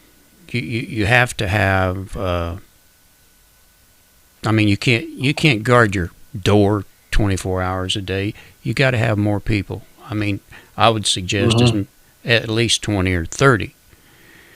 So if you can trust 20 or 30 people, that you probably ought to make your list now. So, Boneyard, most will die soon on the earth. Sad but true. Well, we're not supposed to know that. But he's right. Yeah. If it isn't going to be a plague, starvation, a lot of things that are going to go wrong, and a lot of people have their eyes closed. They got blinders on. They don't see this, and they look at us as nuts, crazy, whatever you want to say. But he's got a valid point. Yeah, it's really sad when you can't discuss the situation with your family, though. I mean, it really is, because they believe that everything is always going to be okay, and that's sad. It really is. Mm-hmm. It's a really, it ain't peaches and cream anymore. It ain't about what it used to be. And that's the sad part of it. For instance, just fact, California down south, where 90% of the fruit comes from, has bad floods, had fires. Hawaii just got hit with a volcano. We just got hammered late spring with a massive snowstorm. Vegetables and fruit are going to be high. A lot of people are going to be looking for food because gas prices are going up. Food's going to go up. So what happens when gas prices go up? Fuel goes up. Food goes up. So that's why this homesteading and gardening is a huge bonus for us. A lot of people think, not all, but a lot of people think that Trump is doing such a good job that, there's a lot more people working. And that is true. The unemployment is lower than it's been for a while. But that is not going to stop a monetary collapse. And there are a lot of people that know what they're talking about, that are talking about that very thing happening, because the numbers look just like they did back in '08 right now. So it's something to think about. And yep, Sue, we were told all we have to do is read our Bible. We know what's coming.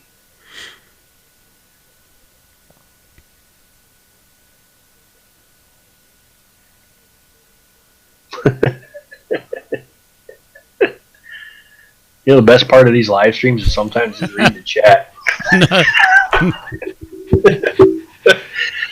Well, Tommy's got a point there, What could go wrong?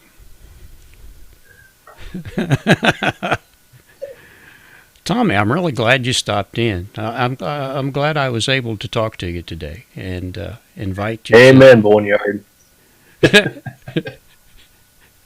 He's still large and he's in charge. You're absolutely right on that. Yeah, I might tell you what Tommy does and how I met him. Tommy broadcasts his church services live.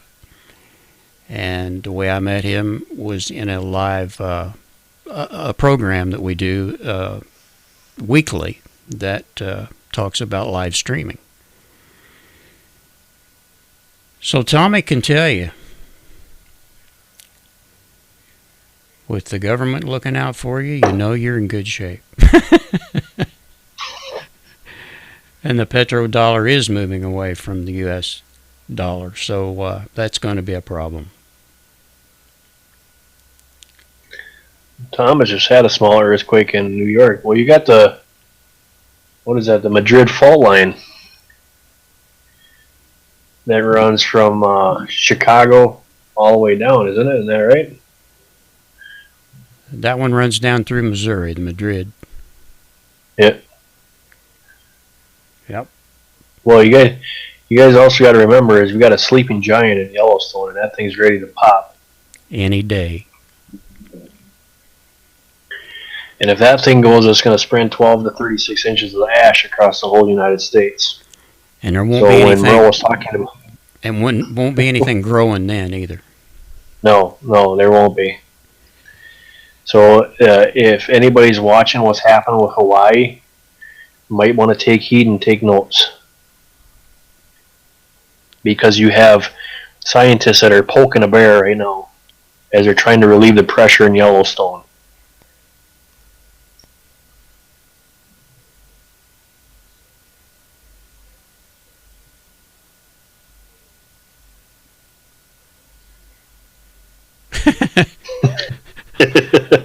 Locked and loaded's going to look right into it. Well, I saw a video today about Hawaii, and it's man, it's difficult over there right now. It's not just a little thing. No, you think about it, it's molten lava all over the place. Not only that, but the ash, you have the carbon monoxide, you have the sulfur. There's so many different variables playing in that, and if you remember back in I think what they said it was in 1950, this went on for 3 months. That is a long time to be cooped up into some shelter or something like that when you don't even know if your home is there. That's a lot of stress on somebody. Well, you're not kidding. I can't remember that one that we had. I don't know. It's been 20 years ago, maybe. But we had ash for days from that one. Mount St. Helens. Mount St. Helens, I think it was. Yeah. Yeah, that was not a good deal. And Sue said something too. Yeah, Yellowstone will be the first place an enemy tries to bomb. Probably. Well, see, there's two other concepts too. Is we have the Great Lakes where we get 90% of our fresh water. So if somebody drops a dirty bomb in there, we got a problem. How much of the Dakotas would we lose if Yellowstone blows? I don't know. Well, Tom, I'm going to tell you something. I don't remember the exact president, but I think it was either Carter or Kennedy said that Wisconsin was the safest place to be if Yellowstone or somebody would put a nuke in because of the jet stream. So my advice to everyone is check your jet stream because that's where the flow is going to go.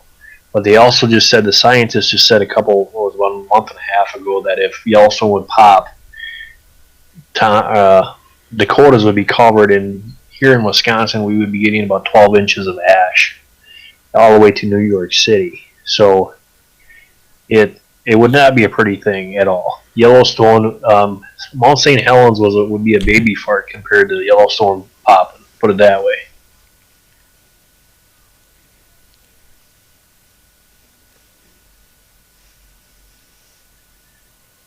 That's why I keep saying them scientists poking the bear. This doesn't seem right to me, but there's a reason why good old faithful blows every hour, whatever it is. No kidding.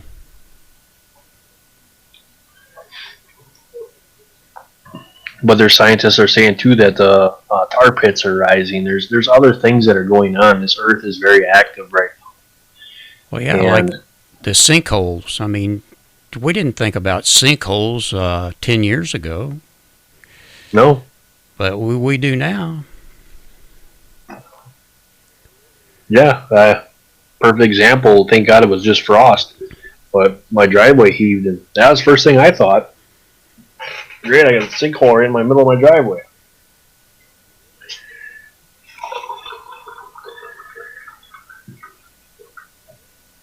I think Loaded left. Making a video. It gave him an idea. Yes, you're right, Tommy. They do.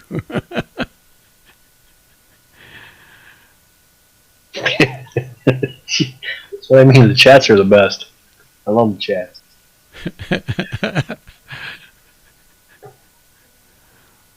Well, we've had a good chat room this evening. There's no doubt about it. Yep. It's been a 1.5, just a shiver in the ears. Boy, he must have went and looked up the earthquake in New York. I thought you're making a video on Yellowstone there, Justin.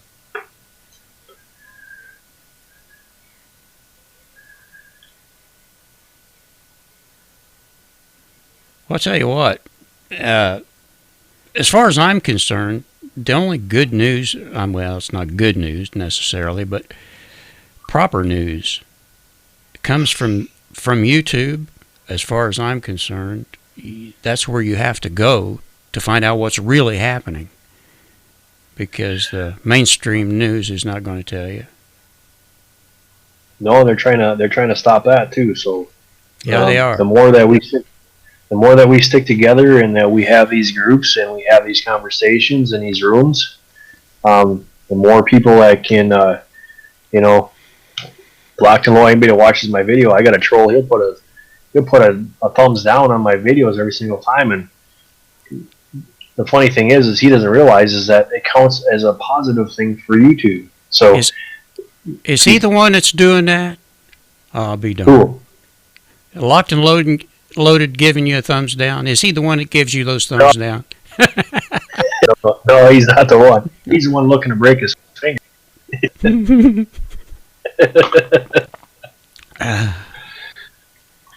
But I just laugh about it because they count for a positive thing. So,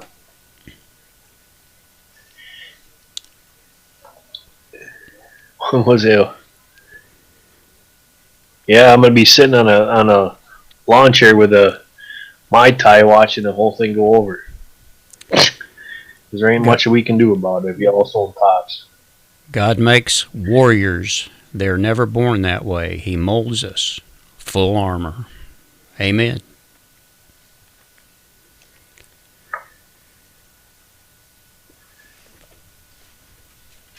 That's why he sent me into the service.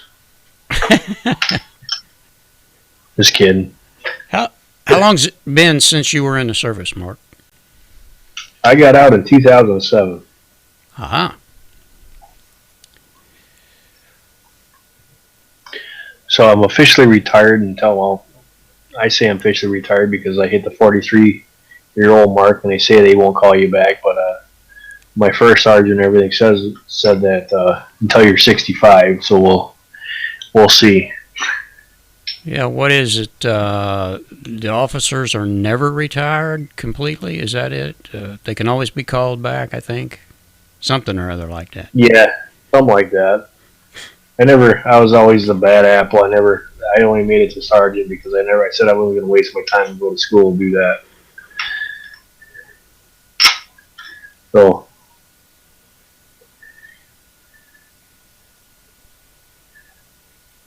yes, Miss Woods, that's why he saved you out of a bad marriage. Yep.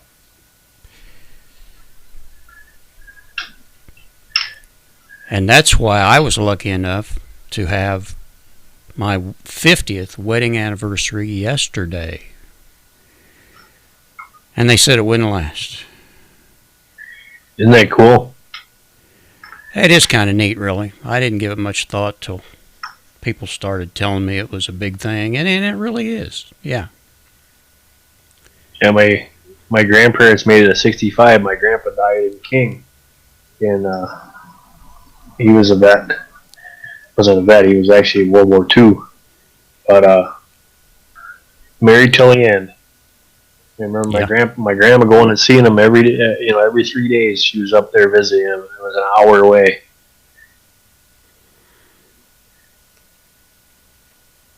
Tommy came out of the service in '79, and he ain't never been the same since. Reba locked and loaded said, "Yes, he's trolling your channel big time. Bet he's got a shrine in his house with your picture on it." He's the first one to view my videos. Yeah, I don't know. He's the thumbs down guy, right? Yeah. No, Boneyard, it's not me. It's my wife. I was lucky enough to get a good one the first time. Oh, well, I might be kind of good. For her, at least. You don't think God had anything to do with that, huh? Yeah, absolutely. Every bit. All the credit. That's where all the credit goes. Yep. Tommy says, I was told I was too far gone for a Section 8.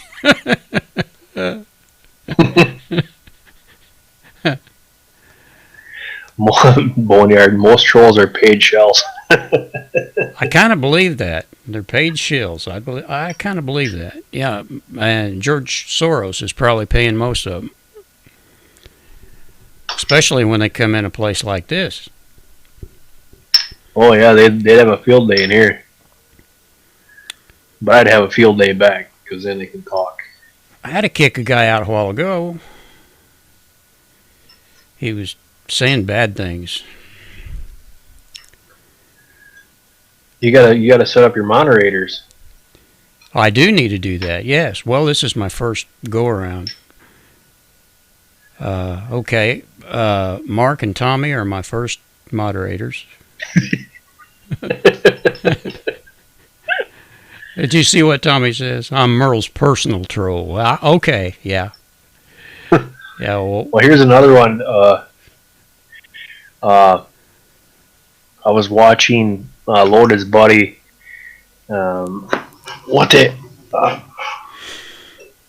Prophecy Easy one. Is that right, Justin?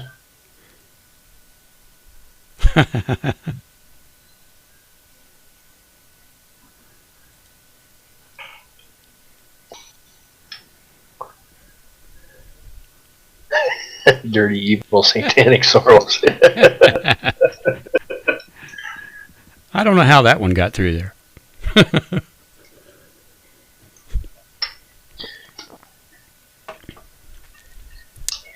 Well, one night I had a troll in my. I had D Eagle. I think I had like 3 or 4 vets in there, and I had a guy come in there and started talking bad about vets.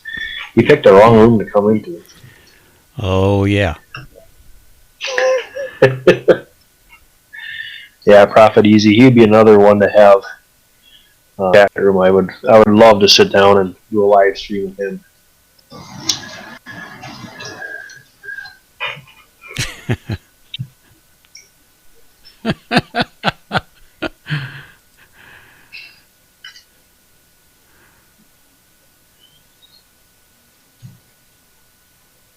Well, Locked and Loaded, I let it through, but it didn't come through. Don't know what happened to it.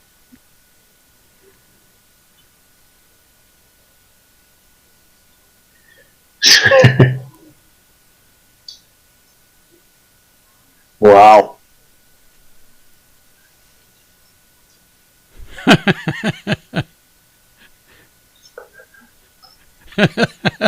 This chat's funny. Yeah. Yeah, D Eagle is an awesome. He's another good one too. So. Yeah, I was in one night when he was in, I think. That was before they kicked you out. How much time you got left on that? About a couple months? July. I got July.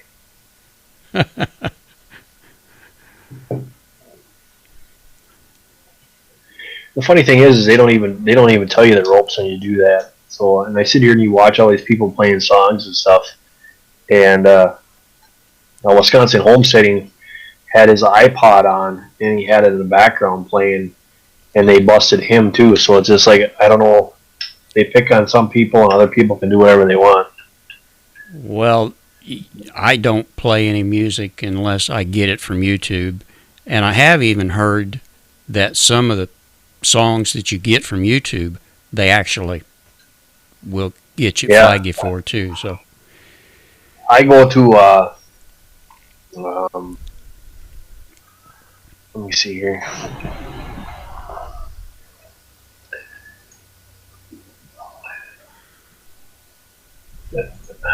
All mine comes from YouTube Auto Library.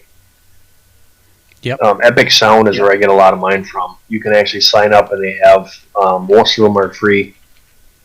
So it's a really good place to, if you're looking for music for your videos, you can go there.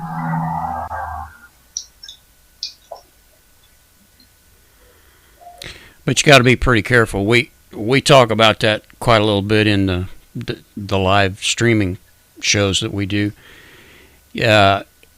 Even incidental music. If you're on a live stream with your phone at a carnival or a festival or what have you, and somebody's playing music in the background, they'll get you for that. Mm-hmm. I mean, doesn't make any difference. Boneyard, I make my own music. No satanic garbage for this cat. Yeah, Amen. I'll buy that. So Sandy K, so are we doing this weekly? I need to learn more. Well, we Well, probably that could is do up to, that. yeah, that's up to Merle. It's his channel Yeah, I don't have for now. any problem. Yeah. Mark's going to take it back when he gets out of jail.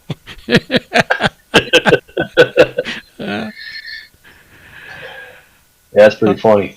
I can play the Thanks, comb. Huh?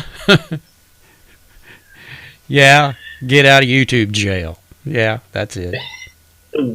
Where's my get out of jail free card?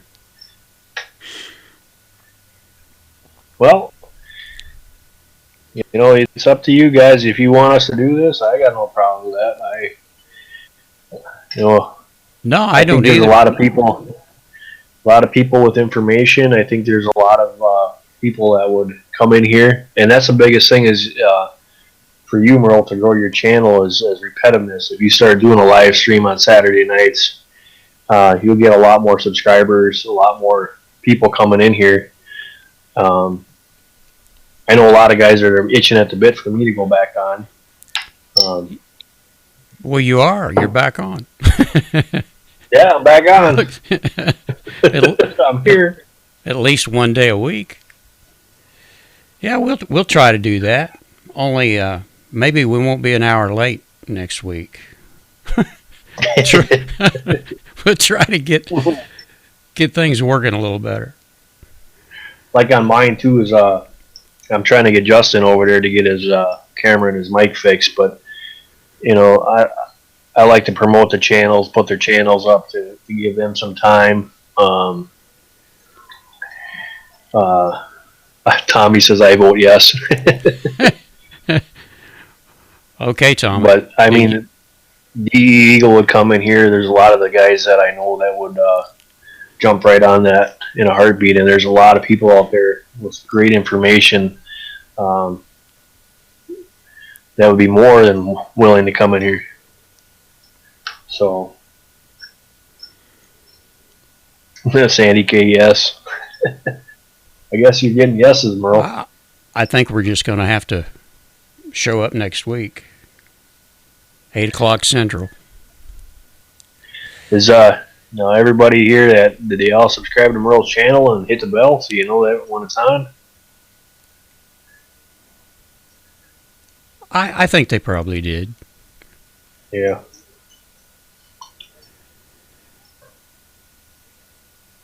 I think I started with 96. That's not very many subscribers, but I bet I'm over 100 now. It says on mine you got 98. Uh-oh. You guys better get to ringing that bell. See? Told you.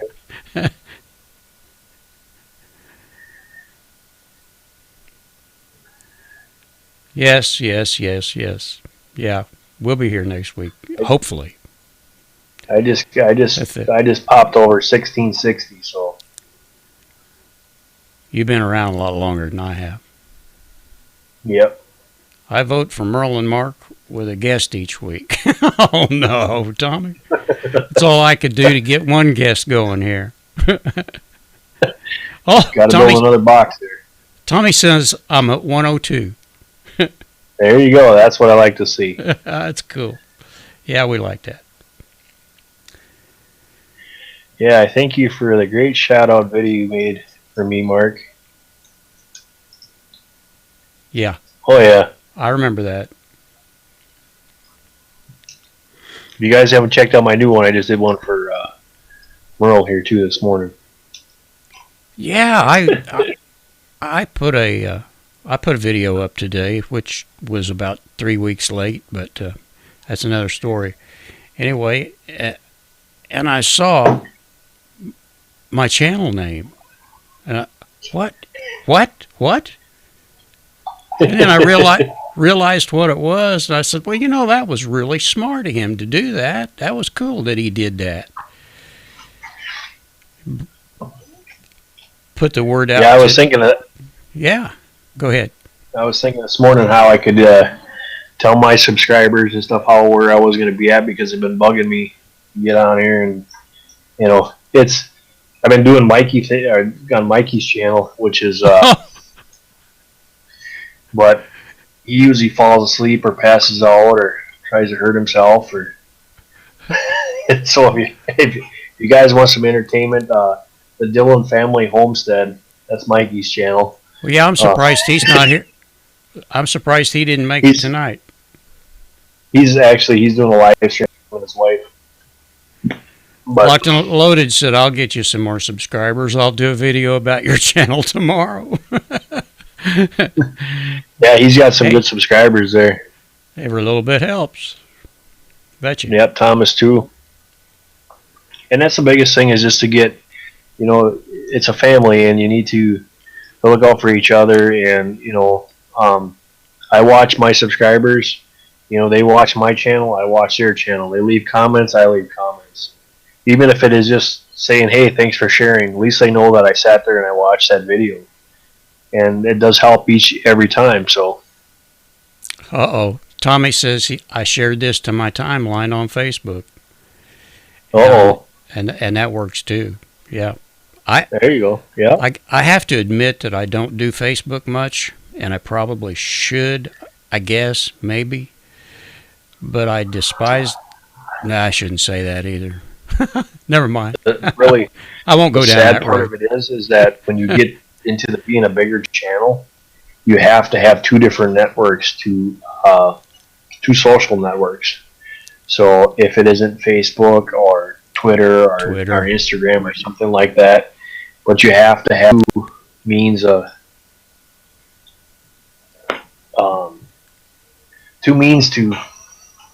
of social media when you get into being a bigger channel. So if you set it up now and start applying it, it does help you grow. I find it difficult just to stay in what I call in touch the proper way with the 100 that I've got now. Really, it keeps you busy. Yeah, try 1,600 of them. That's what I'm saying. I don't know how that works. There's a couple different programs. Like I've got TubeBuddy that helps out a lot. You can do things with TubeBuddy. Lets you know when stuff comes up. It's easier to leave comments, stuff like that. I've never been on Fedbook or Twitter. Never will. Yeah, I do not like Facebook. I do not like any of that stuff. Tell you the truth, Boneyard, I don't even have a cell phone. I'm totally against cell phones. So the only reason I've got one is because it's an extra camera.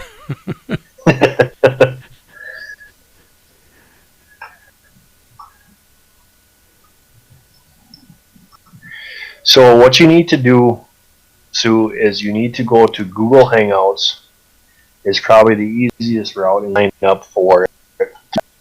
I can't show you on here because I don't see screen share on here. But no, we don't have that. Yeah.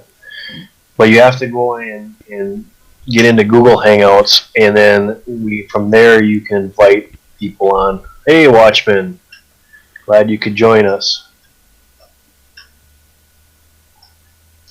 It's good to see you, Watchman. We've been having a ball. You shouldn't have been late.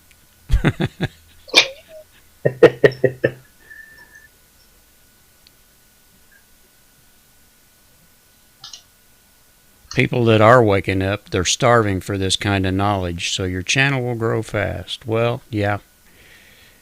I think there are a lot more people waking up. I really do. You just have to, the biggest fear that I have is there's a lot of channels out there that throw out garbage. And that's what's scary, because they're giving the information and it's false information. And that's kind of where my channel, I try to keep it as true as possible. I don't even put up videos about something. Hey, this didn't work out. because I think everybody needs to know the truth. So that's one thing with the live streams I've noticed too, is that live streams are actually, for me, has been a lot better, because you get more reaction and answer questions right away instead of going back and looking. But I do still think videos are a big importance of your channel, live streaming and the videos. Yeah, I've actually been wanting to do a live stream for So then OBS, yeah. Yes. OBS is another one. That's the one that I use. And there you just can invite a guest on there, just like kind of what Merle did with me here. You can make a little background up. Tommy and I got spoiled with vMix, but it's kind of neat, but it's pricey if you want. Well, actually, we can use vMix with Zoom and bring 100 people on at the same time. Yep. Yeah.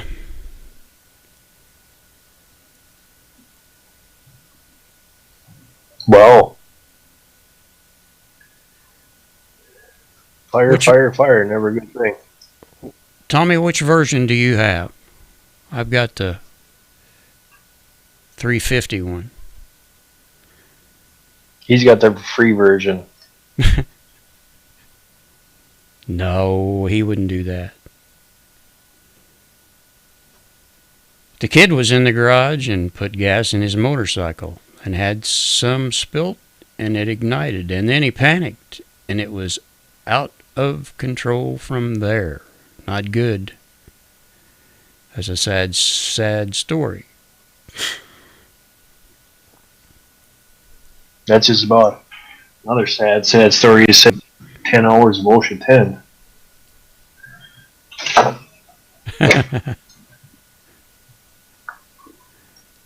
That's as fun as watching paint dry. Actually, I haven't used OBS for a long time, but I've heard a lot of good things about it in the last year and a half, that it's coming right along.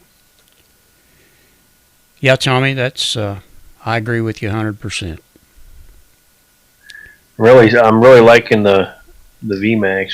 I'm probably going to check into it, but I've never had any problem with OBS either. So I tell you what, I started with the $60 version and worked up, but for one guy to do a one-man show, it's pretty cool. And the other thing too is we use these keys and program our software, our vMix software, to do things for us. So if I want to do a certain thing, I just hit a button rather than to have to look.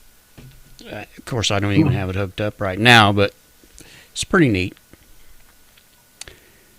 Thank you, Thomas Schmidt. Oh, no, wait a minute. Just sub to your channel, Thomas. Yeah, Locked and Loaded's already subbed here. This is good for everybody because everybody gets to sub to everybody. And it's just one, every time you sub to someone in this chat room, it's just one more person that you can share things with and learn. not only that, is that one sub grows to, you sub that person or you leave a comment on that person's channel and they see you there, and their subscribers read that and see you leave a comment, so it multiplies. That's right. That's why it's important. That's why it's important to leave comments on the videos that you watch. If you like what you're watching, is because you got to remember, if Merle comes to my channel and got 100 people check that channel, and 50 of them left a message or a chat on there, they saw 50 people saw Merle's channel. So it's really important. Like I said, if it's just thanks for sharing, give a comment on what you said, what you saw. If you like what you see, it's important to do that because it gives you that free, what do you call it? Publicity, if you want to look at it that way. Yeah. Yeah, and it's like I said earlier, if I will go through here, and if I'm not already subbed to everyone that's in the chat room, I will sub to all those people. So, matter of fact, I'm not subbed to the women, but I will be in a second. I think. I'm not sure. I might be. yeah, I don't know. That's the other thing too. I don't know if I'm subbed to that Tom Willis guy or not. I probably have to check on that. Well, give us some anyway. Oh, sorry. You have too many subscribers compared to your number of subscriptions. I gotta wait till I get some more people. When you subscribe to more people than when they subscribe to you, they won't let you do it anymore. So what it's saying is that I have subscribed to so many people, and not enough of them have subscribed back to me. Aha. Well, they're always trying to catch us doing something, aren't they? Yep. Well, I will get a couple of these out of the way. But it's really it's a good way to get the information across. Another trick to the trade is just like for Loaded. In his comment, I said, "Hey, I'm going to go on Merle's channel tonight and go live." It's another easy way for us to communicate with everybody else, because when you have this group and one person says, "Hey, I'm going over here," or "Hey, they're having a live stream tonight," or if we know exactly when it's going to be every night or every weekend or whatever it is, you're going to get more people in here. And if you ever watch Green Bay Wacky, you'll have 50, 60 people at a time. So it's a lot of, matter of fact, he just came up, now he's going live. So you think about that when you got 50, 60 people in your chat and everybody's subscribing to you, and then you subscribe to them, leave a comment, you have that same thing going on. And that's how my channel grew. Like it did, it's mostly from live streams.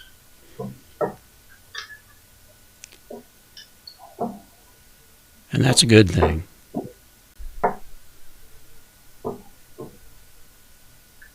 Yeah, when I first heard that you had a problem with YouTube, I thought, I think we can do something about that. So that was the first thing that came to my mind. Yeah, they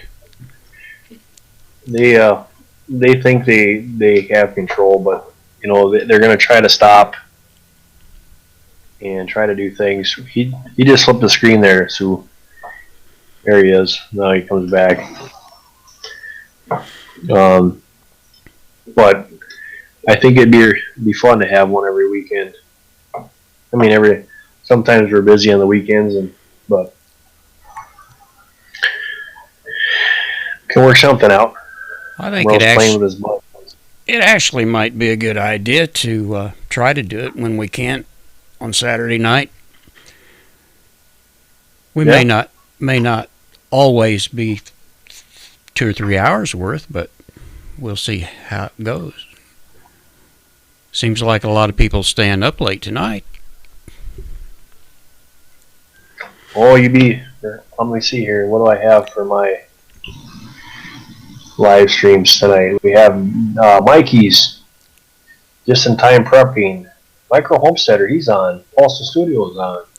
So there's another funny couple is that Postal Studios are from New Zealand, and they had a spooky one last night, like 4 hours. That was pretty neat. They had actually paranormal investigators in there and stuff like that.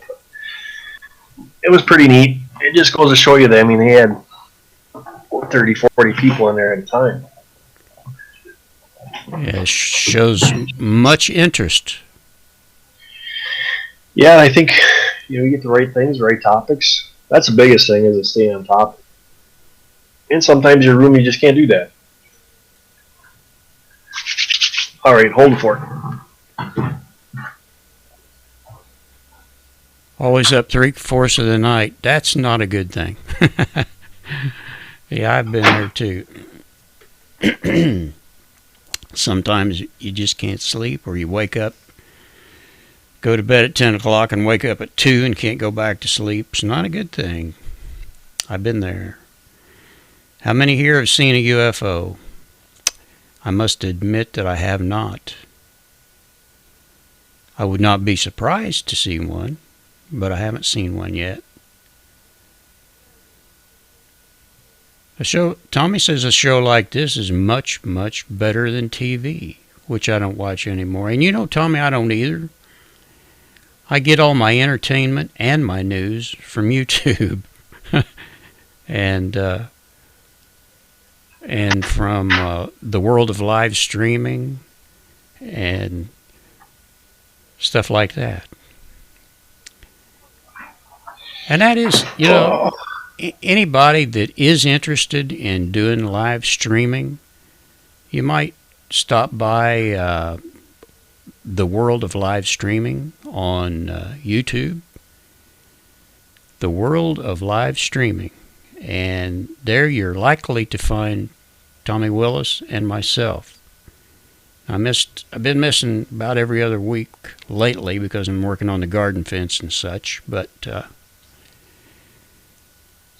Jason, Russ, what do you mean? I would love to continue the list live stream. Farm Boys live streams 24/7.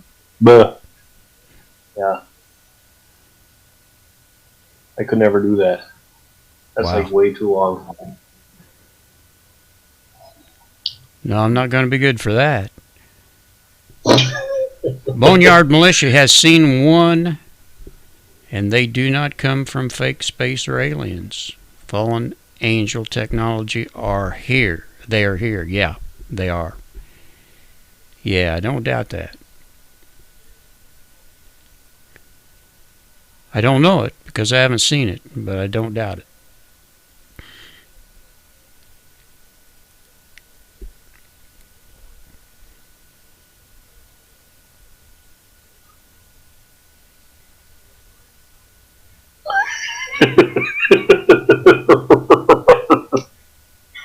Was it a pot, Jason, or Justin, or was it frying pan? Yeah, Sandy. Okay, that's a good idea. If you wake up at 12 midnight and you can't go back to sleep, just go live. Can't blame you for that.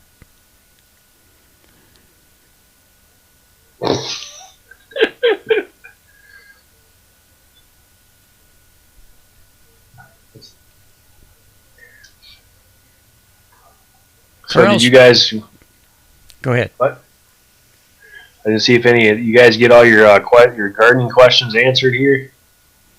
Yeah, we kind got off on of that, didn't we? Was there anyone that wanted to talk more about gardening and composting?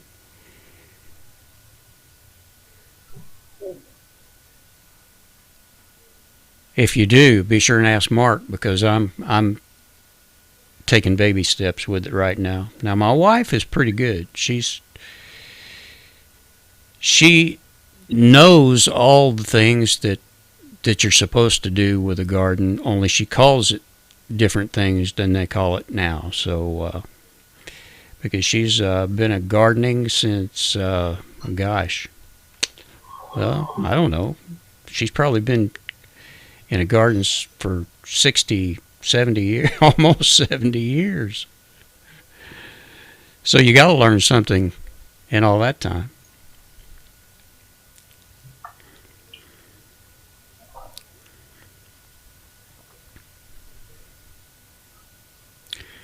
Thomas Smith, did you just buy your pigs lately? I think I'm pretty sure I'm subscribed to you, and I remember when you bought your pigs.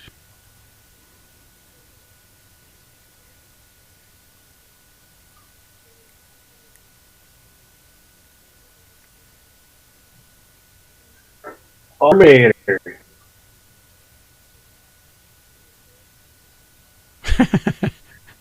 No, you don't want to doze off and start snoring. Well, we actually had a guy do that in our on our show one day. Tommy will remember that when one of the guys went to sleep and and he was snoring loudly. I had one the other. Mikey did that. Passed out by the fire. Oh man. Yeah. It was kind of funny. Let's see. You don't have those pigs by a storage container, do you, Thomas?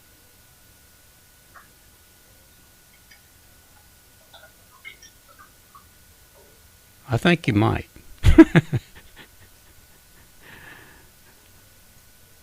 See, Terminator just texted me saying he was missing our live stream, so he might join us.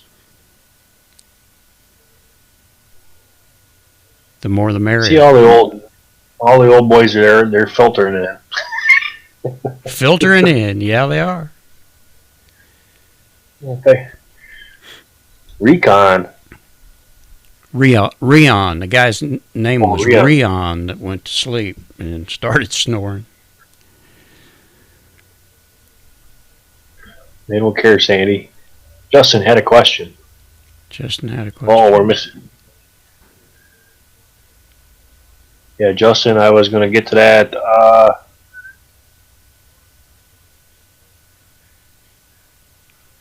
Something about his eggshells. What was that question? More coffee, Sandy. Something about feeding. Oh, nope. Hey, can I feed my chickens their eggshells to them? Yes, you can. Just make sure that you crush them up so that it doesn't look like an egg. Otherwise, they will start eating their own eggs. And that's not a good thing. Tiny's back. Where you been, Tiny?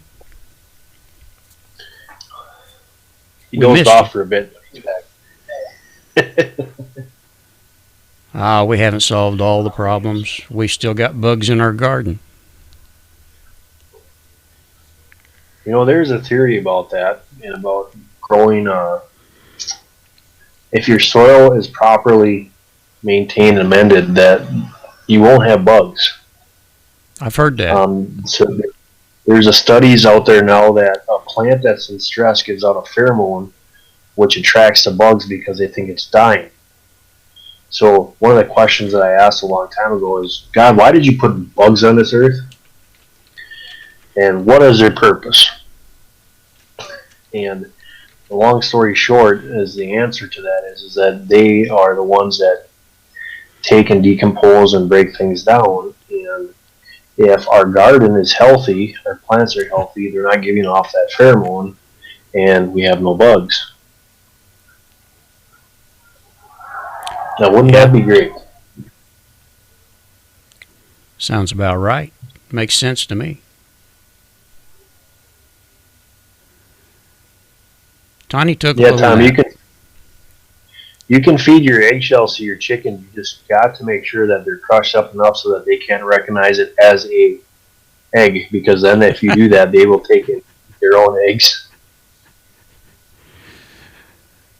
Tommy says, Tiny, Merle told everyone what the winning lottery number is for tomorrow. Sorry you missed it.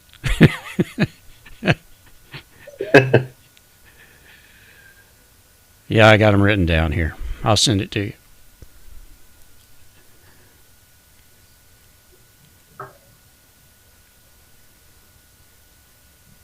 Okay, so how hot was that pickled peppered egg that you had a week or so ago? Was it pretty hot, Mark?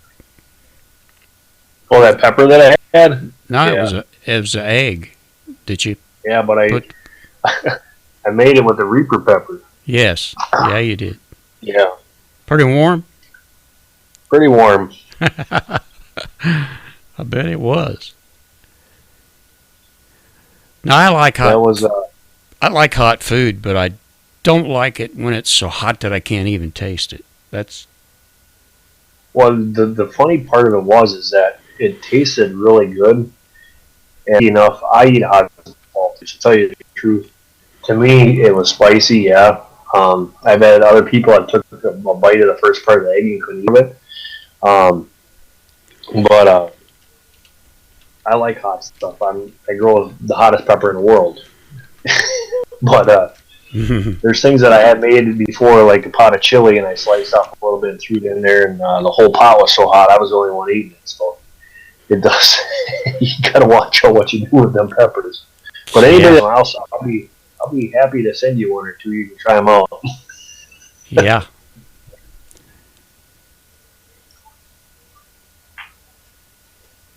So I thought at one time the ghost peppers was the hottest thing there was, and it seems like as the years go by, they just get hotter and hotter.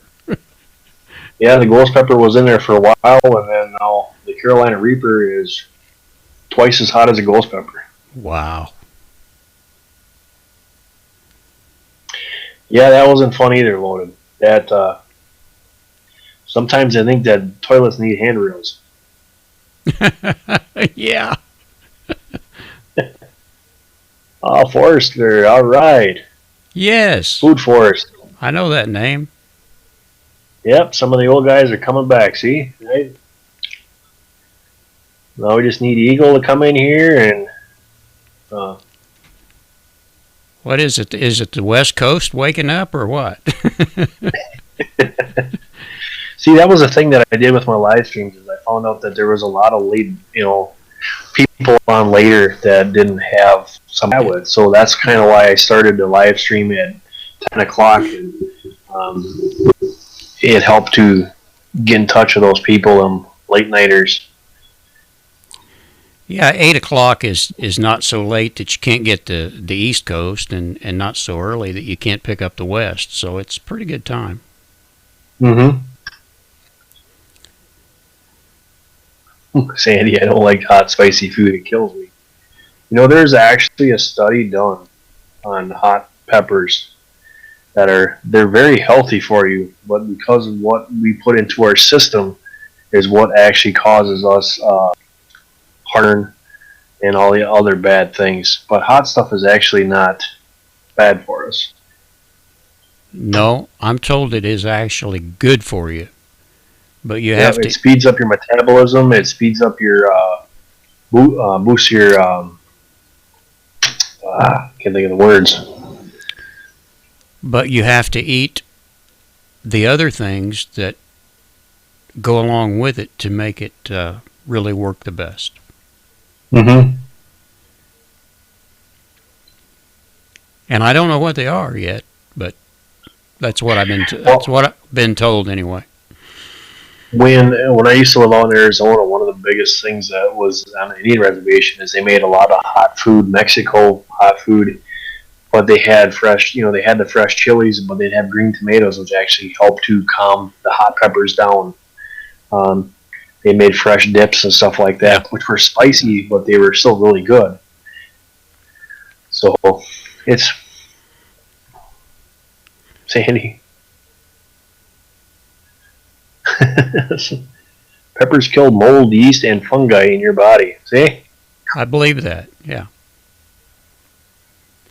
And they're good for your immune system. Mm-hmm. And actually, it cranks up your metabolism to help you burn. And a lot of people say, like, if you look at some of the drinks, if garlic, and then they'll put cayenne pepper in there. Well, the cayenne pepper opens up your capillaries and your veins to allow that to get to your system quicker.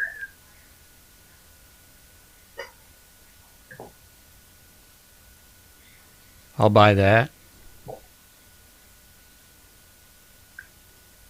And that I just learned last week reading my book.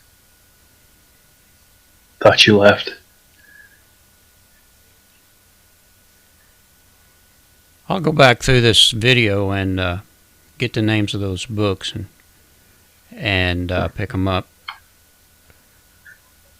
I got this one too, and this is a genuine good book.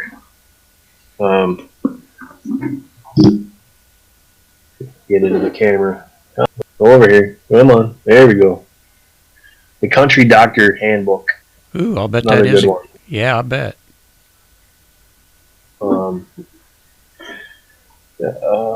Flatten your okay. The Country Doctor Handbook: Old-fashioned cures and prevents and reverse pain, obesity, heart disease, cancer, diabetes, and more. with that and the Farmer's Almanac, you should be able to take care of anything. Yeah. Yeah, there's a lot of good things in out there, but that's the other thing too is there's a lot of crap. So I saw another one about a survival book a couple of weeks back, and just a money maker. Tommy said them hot peppers are good for you because it also makes you drink gallons of liquids. And boneyard, cilantro, ginger, garlic, onion, turmeric, apple cider vinegar, and apple and beet juice in the AM daily. Yeah, I make my own apple cider vinegar. I make my own garlic tinctures. I just bought some turmeric, so I'll be growing turmeric and ginger. And So, and growing our own beets. I'm told that beet juice is as good for you as anything you can take. Yep. Yeah, I do a lot of pickled beets, normal beets. It's one of the staples I go in the freezer every year. Doctor told my wife that she could not use ginger or turmeric because of the blood pressure medicine that she's taking. So that's, something you might want to keep in mind, or some of you at least. And one thing is, guys, is that you got to remember is garlic helps with blood pressure. Yes, it does. Mm-hmm. And if you're paying the big bucks for your lower blood pressure pills, you might want to check in garlic. And what Boneyard says are right next to it is onion. That's like brother and sister. You put them two together, and you have a superfood. Boy, they sure taste good too. Yeah, people don't like the way you smell afterwards, but who cares?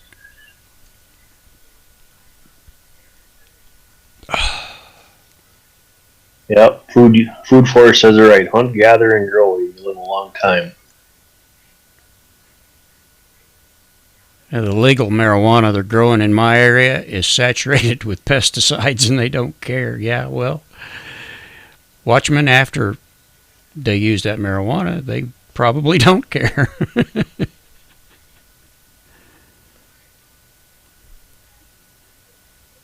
Companies here. Good night. Thanks for stopping by there, Food Forest. Yeah, what he said. Thanks for coming by. We'll see you next week. Yeah, I gotta remember that.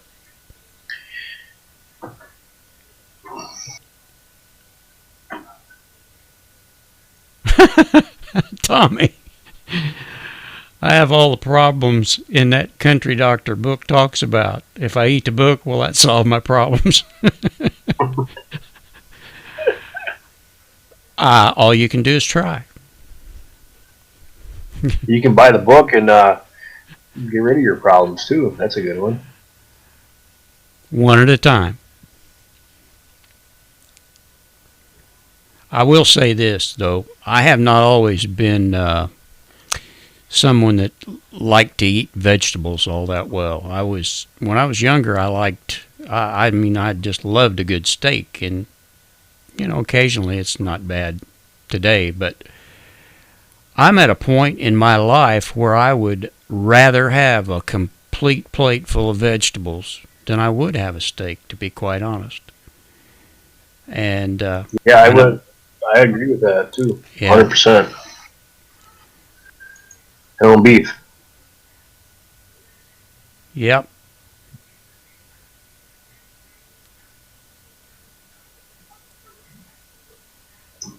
But I suppose, you gotta not just go crazy. I kind of think that you gotta mix it up a little bit. It's good for you to have some meat protein, chicken. Fish. Oh, fish, absolutely.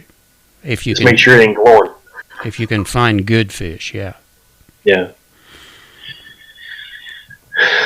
That's the biggest thing is everything from Fukushima now in the ocean, everything is glowing. Yeah, and I'm not so sure that if it says that it's wild caught Atlantic. I don't know whether to believe that or not either. You know, that's a problem. Right. Tommy says when I go out to eat, I get a vegetable plate and leave the meat alone. Yeah, I do too.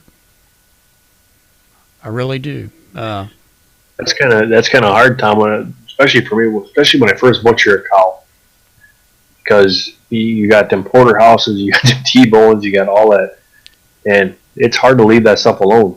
It really is. It's kind of like I am with candy. You know, I'm addicted to sugar. It's a bad thing. Somebody told me here a while back that you shouldn't eat anything white. No white sugar, no white flour, and some other stuff. Uh-oh. Sandy, I love a big yellow tomato sandwich. Yes, sir, I do too, with mayonnaise on it.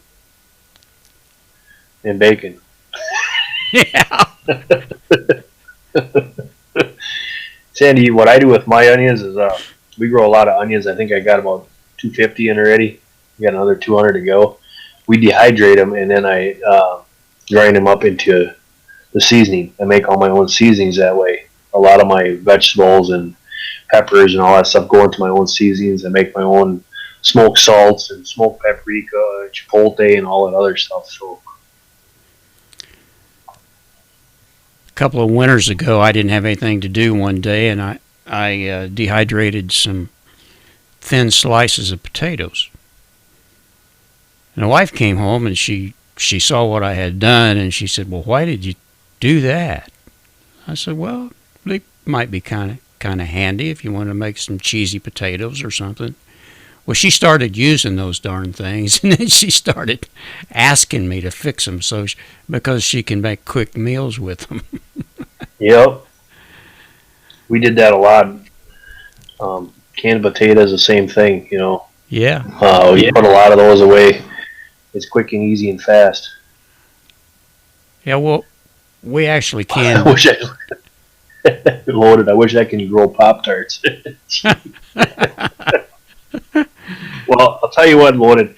If you ever pasty, it's got. I don't know if you ever have them or not, or go check them out. They're delicious. And we started making our own pasties, and let me tell you.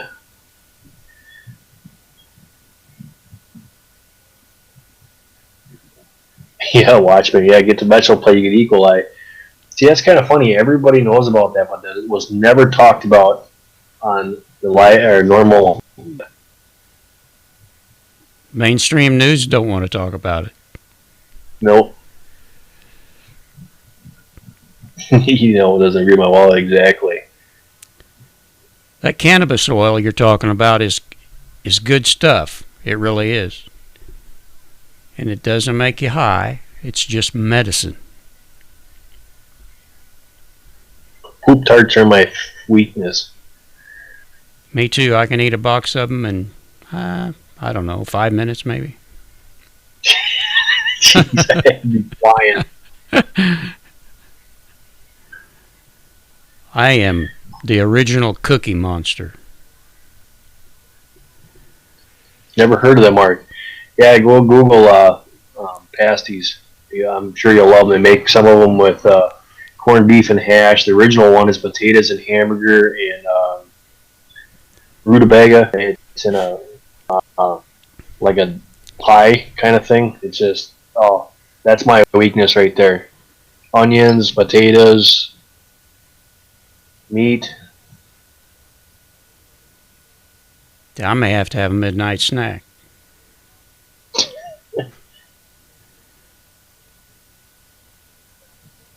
I'm good. I just made T-bone steaks and shrimp and stuff, twice baked potatoes and asparagus and Brussels sprouts for dinner, so we're good. Yeah.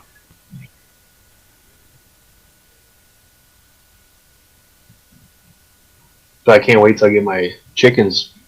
It'd be nice to actually have a chicken doesn't have that crappy meat in it and that white stuff that you're wondering what it is. Yellow meat really on the bird. Yeah, pasties is Michigan food. It's Mark food. Oh, look at there. We have a Hell, easy in the house. local store that sells the cannabis yummy bears. I've been scared of that stuff. Gotta have milk with poop tarts and cookies. Yes, you Don't do. eat them. I could tell you a bad thing about milk too there, Justin. Peanut butter Pop-Tarts. Oh, man, that sounds good. And actually, I tell you the truth, the s'mores ones are the best. Did you really have to say that, Boneyard? Sugar is poison for the human body? Gosh.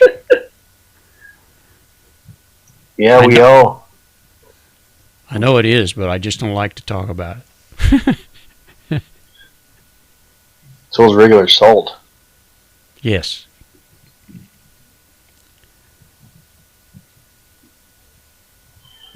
Peanut butter.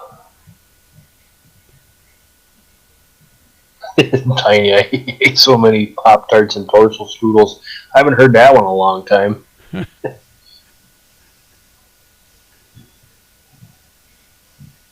So that was your breakfast. Was that your breakfast, Tony? Tiny, I mean. Was that your breakfast? That'd be my breakfast, my lunch, and my death.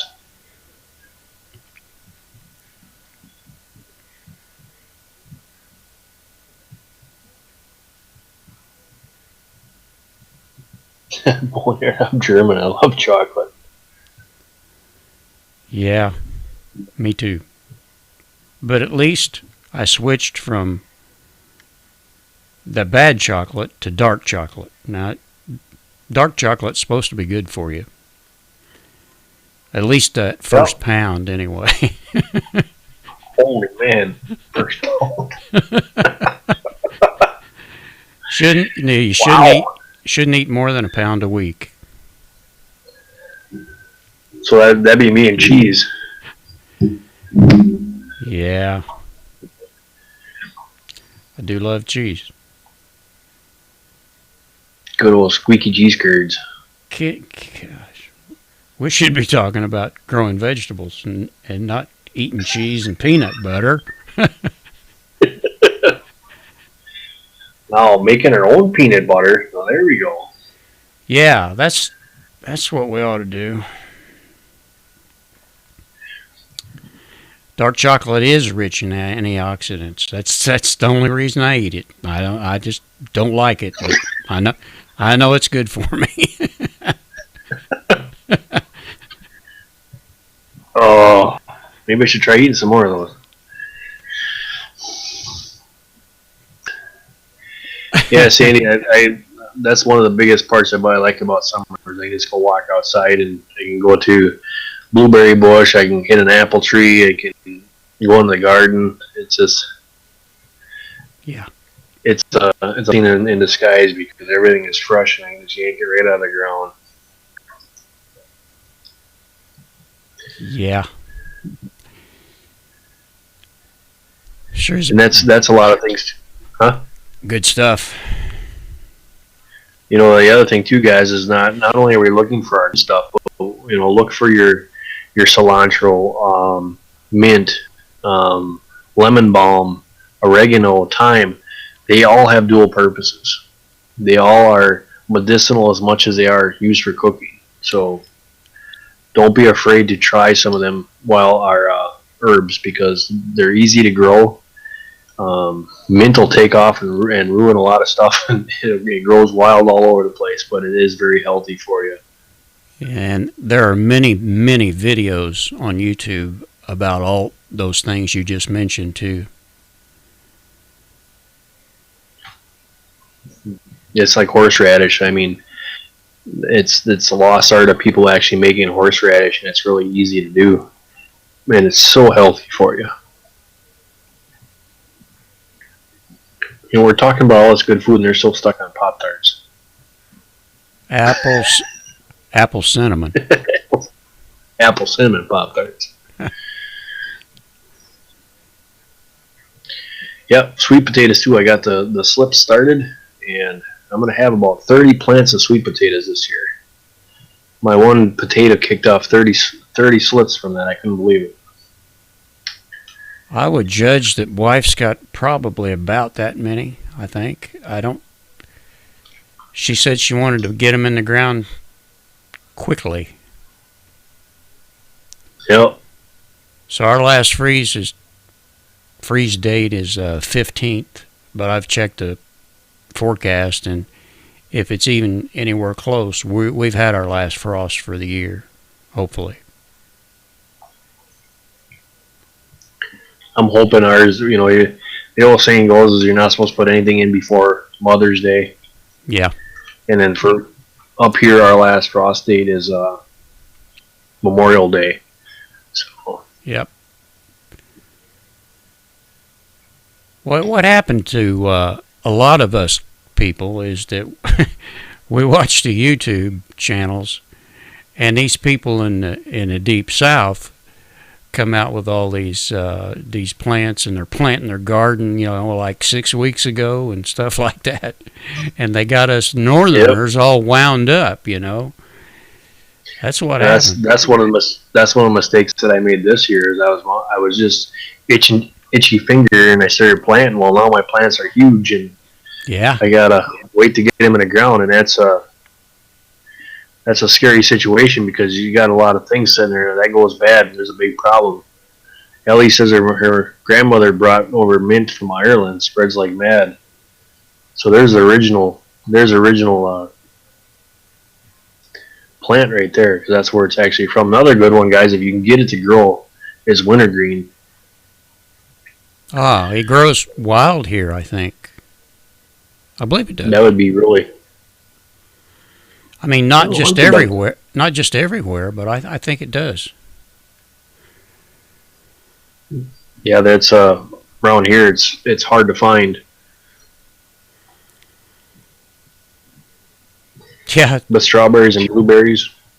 Deep South are almost harvesting already. Yeah, they are. I think they actually are harvesting potatoes. Just think, we just got rid of the snow a couple weeks ago.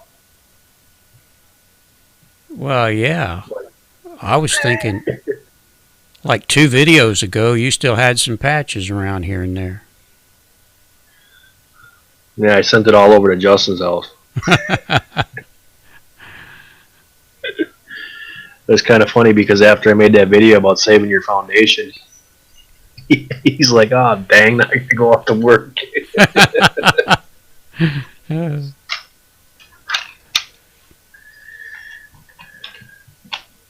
That makes it interesting. Hey, Sandy, farm boy must be a potato farmer. Couch potato. Yeah. Yeah, Tommy, we're getting the veggies in the store now. What are you talking about? You should be getting them out of the garden pretty soon. Sue says, yes, wintergreen, I cured bronchitis once that the doctor couldn't cure with pills. Yeah, these books that I showed you guys are wonderful things because everything that is out there in the land, I found has multiple things in it. Yeah, that's why I used to chew skull wintergreen, because I knew it was good for me. I still do. Yeah, that was the hardest thing to quit I ever did. Oh, God, that's terrible. It was the hardest thing I ever did. Quit 5 times. I quit smoking. I quit smoking cigarettes, no problem. That was easy. Quit smoking cigars, no problem. But boy, that skull will get you bad. So I'll give it. There's another one at a very, very good edible plant, but it has a lookalike, and that is the common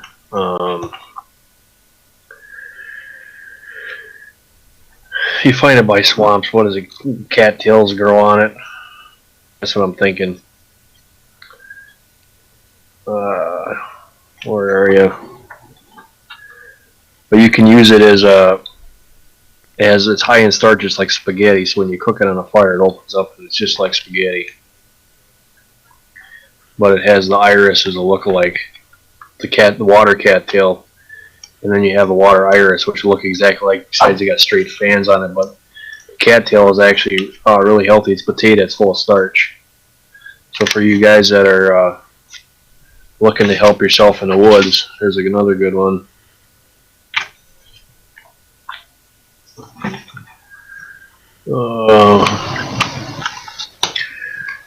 We talked about fiddleheads, which is the common name of a fiddlehead is a ostrich fern.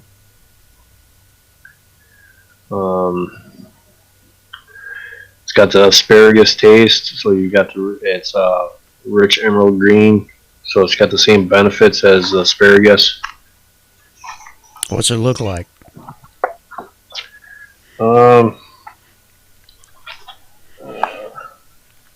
See if I can get this to come up without. Yeah, that'll work. Good, right there. Right there. So on the top. Oh, yeah. Up here. Fiddleheads. I know we used to fry them in oil. We'd go and collect them in the springtime because they're so good. That's what I like about this book, because this one's all in color and it's actually got marks in it.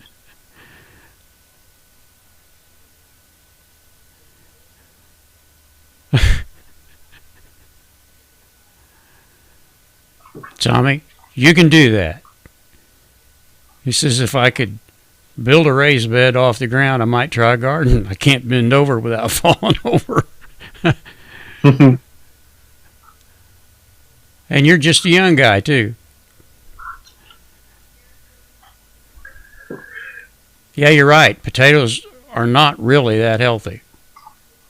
No. There's another two here. Plantain. I'm sure everybody has seen plantain. It is medicinal. You chew that up and put it on a sting and it's gone. Some of these plants are just phenomenal.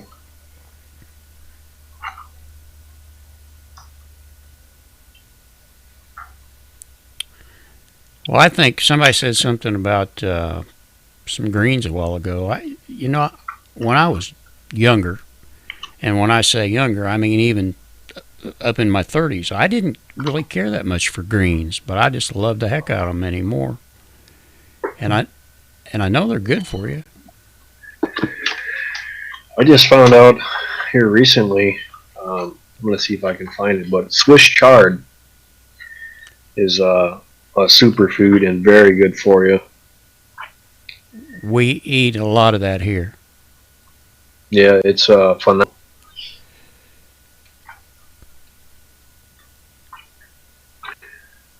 So one thing that I liked about this book here, I'm looking at this one here, the Nutrients Almanac. It has, for kidney stones, magnesium, vitamin B6, B10, and then the foods is fresh fruits, avocados, and bananas, cranberries. So it gives a list of different things to help you with that specific thing, to help you do that. So that's one of the reasons main that I like about this book, is because if you have an issue, you can go look up that issue. And heartburn, okay, so fresh fruits, pineapple, pawpaws, kiwi, fresh vegetables, parsley, ginger, garlic, fennel, and dill. And for juices, carrots, and celery, all supposed to help with heartburn. So if you have an issue with heartburn, there you go. That reminds me, when you said pawpaws, when I was a kid, we used to find those around in this area quite a lot. But it seems like they just plain disappeared anymore. Hey, let us know. Glad you came. Yeah, we're glad you did.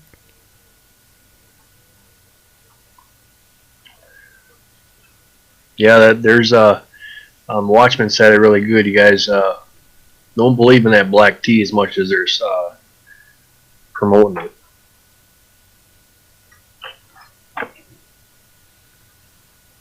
May cause here's kidney another one. stones. Yeah. Yep. It's hard on your. You guys ever look at a Chinese person? Their teeth are yellow and all rotten. That's from the tea they drink all day long. I feel like I'm regressing to a kid. I drool a lot, and sometimes I need to be changed. Tommy's my own personal troll.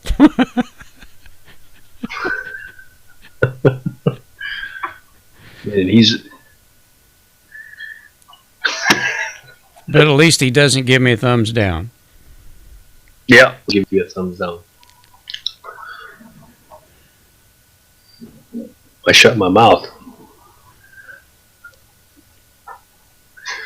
Matcha green tea is the healthiest.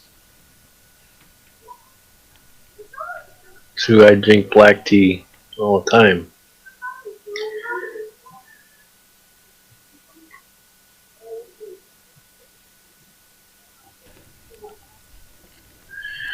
The Watchman, if you want a lot of magnesium, eating asparagus is one of the best ways that I found to get magnesium. Otherwise, you can actually take they have magnesium flakes that you can drink too.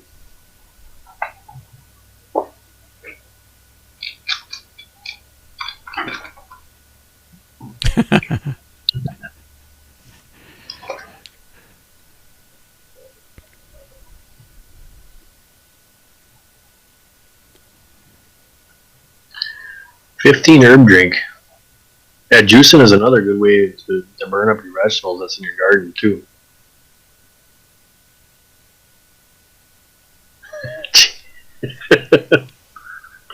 Yep.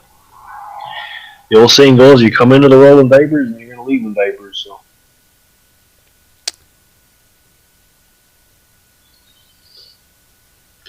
Yep, bathing Epsom salts, that's another one.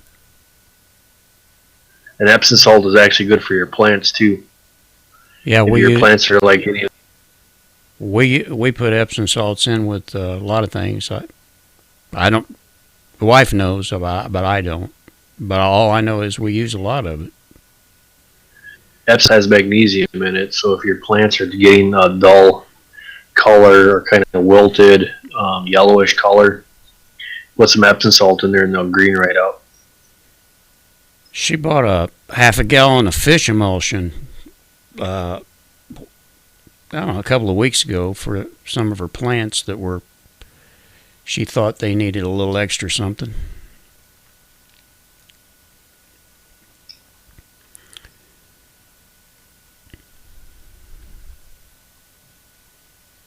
Yeah, kale is a good one too. Been trying to find that dinosaur kale. You ever see the leaves on there? It covers a man up. They're like, as big as me. I think that'd be cool to have in the garden. Just take one of them, or you'd be full. Yeah, that would be all right. Put them up by the bale. Beetlejuice, Beetlejuice, Beetlejuice.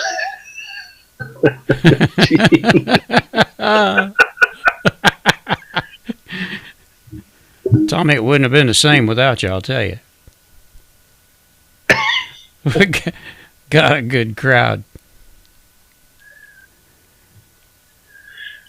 Yeah, magnesium is if you're feeling down and slow and you, it's a good supplement to have because our body does need it.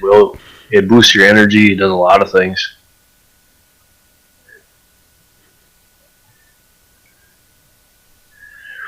Yeah, let it snow.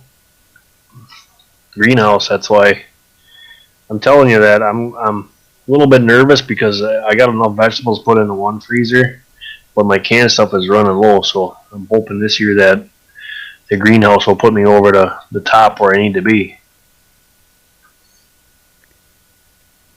Nettles all right now. See, there it is. There's that stinging nettle again, what I call wood nettle. Kombucha. There you go.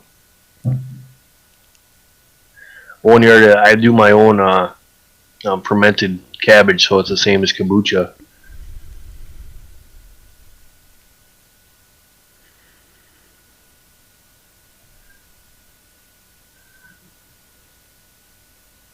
Yeah, it doesn't take much to do a raised bed. It's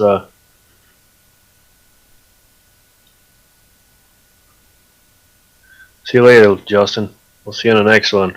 Take care of yourself. We'll probably see you tomorrow in a new video. Be eating Pop-Tarts from rehab, you'll be overdosing. Yep, that's okay. You could do worse. The best garden tool is a good wife.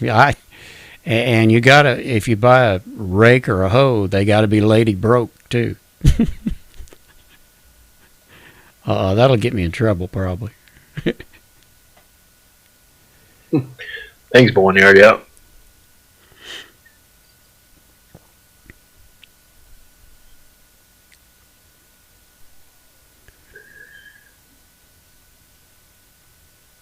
I'm going to give it up about midnight. Oh, well, midnight for me. It's 1 o'clock at your house, ain't it? Gosh. Nope. It's almost only 11 o'clock. Oh, that's 11 right. o'clock. Going the wrong way. I'm behind you. Yeah. It's almost 7 minutes till 12 here. 7 minutes to 11. 11 comes to 7. Yeah, it's been a great chat. It has, really. I mean, that video you put out today is what did it. Well, we had some calls from your side. Otherwise, it would have been you and me and Tommy. But Poop tart rehab you, Sandy. Take care, all guys. With the white coats are coming around for bed check. Okay, Tommy. Thanks for coming, buddy. Appreciate it. Where do you find the white coats are coming?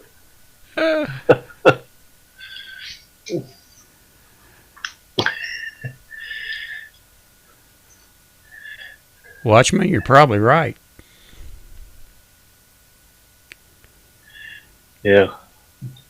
I think they're going to fall by the wayside at the turn of 12. Did Mark mention anything about Dandelion adult beverage? Oh, making Dandelion wine? Dandelion wine. I tried that once, and it smelled the refrigerator up pretty bad. Yeah, you gotta take it somewhere else, and it's a hard process to do, and there's a lot of tools involved with it. But you get somebody that can make some good dandelion wine. Let me tell you, there's nothing but that's the best. I even had some rhubarb wine one time, which was good.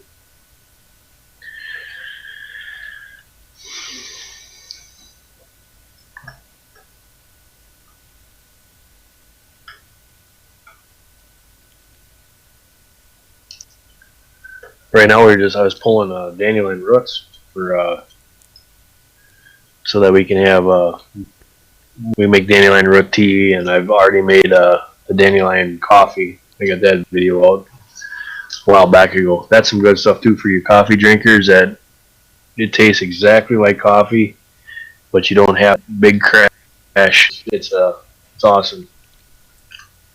If you drink a lot of coffee like I do, and by 8 o'clock you're just dead to the world. Yeah, some people can drink that stuff and some can't, I guess. When I was younger, though, I know I sound like an old man, but when I was younger, I had a Pepsi or a Coke or a coffee or something in my hand or within arm's reach all the time. And then as I think it was in my 60s, early 60s or something, it just started winding me up a little tighter and a little tighter. So it made it difficult to sleep. So I try not to drink anything like with caffeine in it after about 6 o'clock at least. Is the first thing I used to stick into my rucksack before anything else was my coffee. Yeah, can't blame you for that. Yeah, when I was real young, I used to walk around with a Pepsi bottle. I mean, as I recall, it was, and I wouldn't just drink it because I was thirsty. It was just an addiction to the caffeine. Mm-hmm. It's really funny because there's some of like Mountain Dew is really big in the United States. Yeah, but it's outlawed in like 5 different other countries because of what's in there. and what I drink now is water out of Berkey filtered. It's Berkey filtered water. Mm-hmm. We get really good well water here, so yeah, you're okay. It's nice.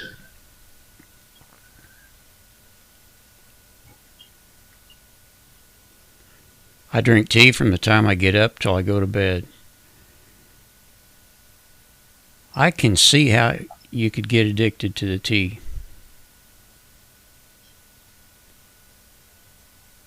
But I think there's things in coffee and tea though that are good for you. I think, especially tea, depending on what kind of tea. The oils that are in coffee are what's good for you, but they're only there for the first minutes that you make it, and it's got to be the fresh pot. Yeah. And after that, they're gone. Say, with tea, I make like lemon balm tea, and I'll put mint in there. Another really good refreshing drink is if you take mint and lemon balm and throw it in a pitcher of water and stick it in the refrigerator for a little while. It's some of the most refreshing thing you could ever have. Yeah, sounds good.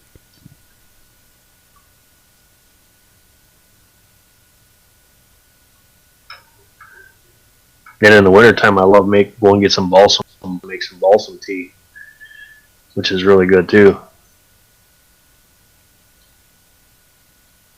Tom says, Thomas, my well water is good for a flamethrower. Yikes. That's scary. A little methanol in there? A little methanol in the water?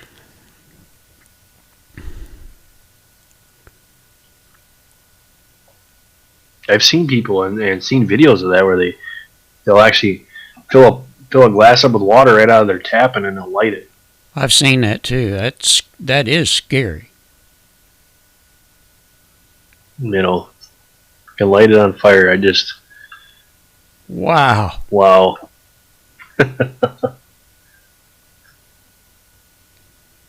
Boneyard says distilled water is best. I started drinking distilled water a long time ago, and for the taste, because I think it just really, really tastes good. And I was told by methanol several people that you shouldn't drink just distilled water because you need the minerals. Yeah, he's got methanol in his water. Jeez. Yeah, he does.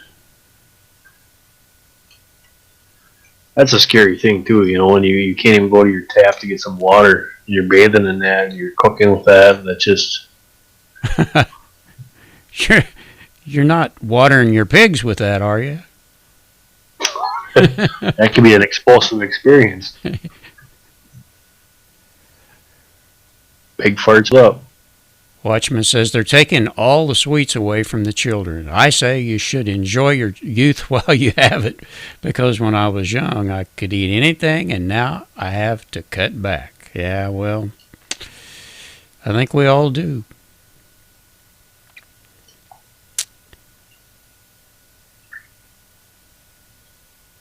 It's just part of. Oh, so he's got methanol and it stinks on top of it. Yummy. It could be by a swamp too. I've seen people have that problem too. They live too close to a swamp and they tap big well. They got the sulfur and the methanol from the swamp because it's all decomposing. It's all breaking down. Yeah. Sandy K is spearmint and lemon. Yes, it's a very good, refreshing drink.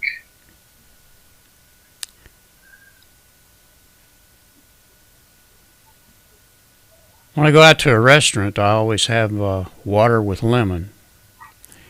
That's pretty good. It's actually very good. Yeah, I did a video on lemon water. It's really healthy for you.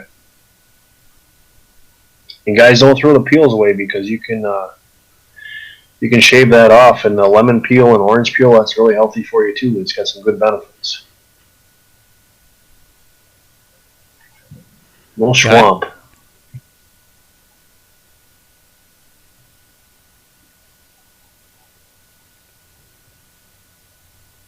New York. Oh.